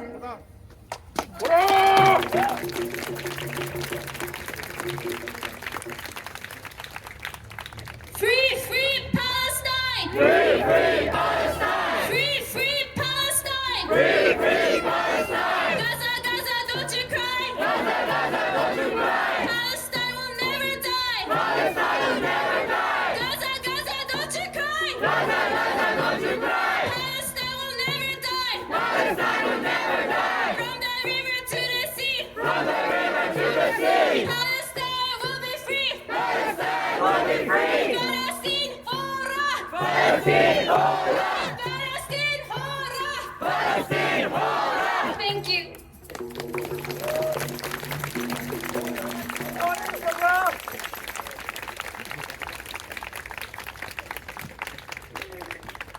これからは日本語を含めてコールを彼がしますんで、全力でお願いします。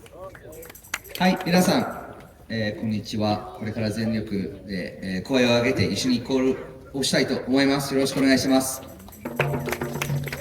虐殺やめろ！虐殺やめろ！虐殺やめろ！虐殺やめろ！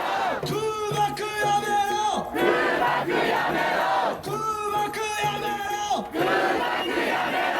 占領やめろ！占領やめろ！占領やめろ！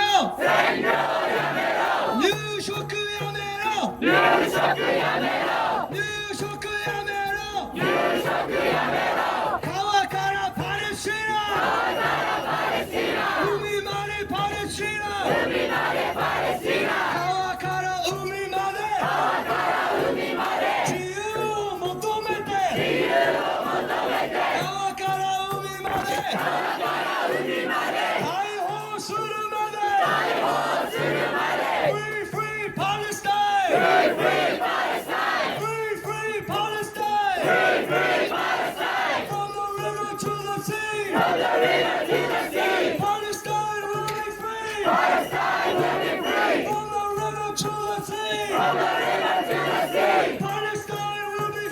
Palestine will be free! Free, free Palestine! Free, free Palestine! Free, free Palestine! Free, free Palestine! 虐殺やめろ！虐殺やめろ！虐殺やめろ！虐殺やめろ！空爆やめろ！空爆やめろ！空爆やめろ！空爆やめろ！占領やめろ！占領やめろ！占領やめろ！占領やめろ！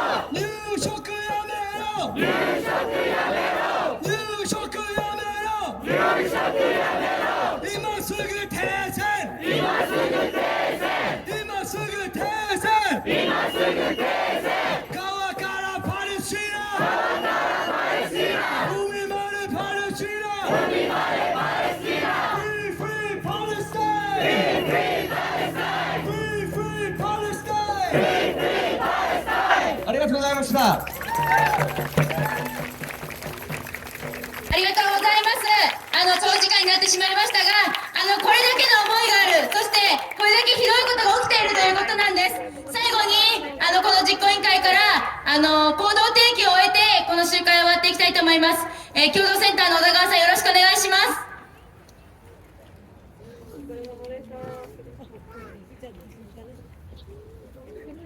長時間にわたりましたけれども、最後までご協力いただいて本当にありがとうございました。今日の行動の最後に、当面の行動提起を総がかり行動実行委員会憲法共同センターの小田川から行わせていただきます。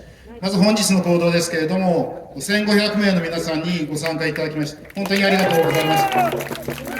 今日もたくさんの地域でスタンディングや宣伝行動などが取り組まれ、イスラエルはガザへの攻撃やめろ、パレスチナに平和をと声を上げていらっしゃると思います。その声と響き合い、国内の世論を大きくする行動になったことをお互いに確認し合おうではありませんか。昨日朝の国連安保理事会の結果について口々に語られました。今、停戦に背を向けているのは誰か、人道危機を深刻にしているのは誰か、極めて明白になってきていると思います。イスラエルへの武器支援を行っていることも合わせて、アメリカの責任も厳しく正さなければなりません。国内では、例えば岩手県議会がガザにおける人道的休戦を求める決議を可決をし、長崎県議会が戦闘の休止、人質解放を求める意見書を採択するなど、自治体での動きも出始めています。イスラエル大使館宛ての即時停戦を求めるはがき行動や要請書の行動、この取り組みを始めた団体や地域、日本政府に休戦の役割発揮を求める要請書行動など、それぞれの団体、地域でできること、自分たちができることの行動を始めていることもお聞きをしています。様々な知恵と工夫を出し合いながら、イスラエルを孤立をさせる、ガザのパレスチナへの攻撃をやめさせる、そのために行動し続けていこうではありませんか。ガザへのジェノサイドを許すな、即時停戦をこの一点でさらに皆さん力を寄せ合いましょう。緊急行動として12月16日、来週土曜日、13時30分からアメリカ大使館に向けた抗議行動を予定をしています。赤坂1丁目交差点、この周辺にぜひお越しください。また、12月22日には外務省周辺での政府要請行動、18時30分、夕方6時30分から予定をしています。また、総がかり行動実行委員会として、12月19日火曜日ですけれども、18時30分から定例の19日行動、21日18時から新宿東南口での宣伝行動、また27日月曜日18時から有楽町糸島までのウィメンズアクション行動を予定しています。事態の推移も見ながら、さらに行動を提起することになると思います。総がかり行動実行委員会のホームページなどでお知らせをすることにいたしますので、様々な取り組み続きますけれども、ぜひご参加いただきますようお願いをいたします。ご案内のように、松野官房長官など安倍派の幹部がパーティー券収入のキックバック、いわゆる裏金作り疑惑の明らかになってきている。とりわけ、安倍政権以降の政治の私物化の下で、自民党の中の腐敗が一気に進んでいることを伺わせているのではないでしょうか。こういう政治が戦争する国づくり、改憲を進め、社会保障改悪やコストカットで貧困と格差を深刻化してきたのです。政治を変えなければ、暮らしの社会も持続可能性を失う、その危機感を持って政治を変える取り組みも皆さん、緊急に強めていこうではありませんか。そのことを付け加えさせていただいて、この場の行動提起といたします。ありがとうございました。それで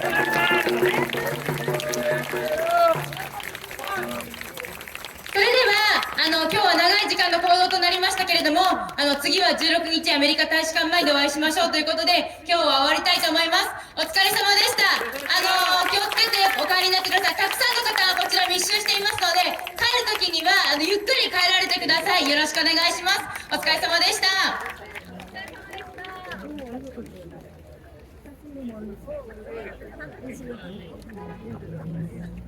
皆さん、今警察が私たちがこの横断歩道を渡ろうとしたら、プラカードは下げろ、プラカードをバッグに入れてから通れと言ってきました。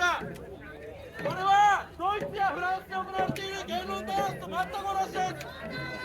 プラカードを下げないと通れないなんて、こんなおかしいことがあっていいのか。おかしいな。だったらプラカードをやめろ。ルビーはいいのか。ルビーだってパレスチナの抵抗が人になっているのに、プラカードっていうのは一方的に通さない。これは全くもってドイツやフランスで行われているパレスチナに対する制限や弾圧と全く同じものを行っています。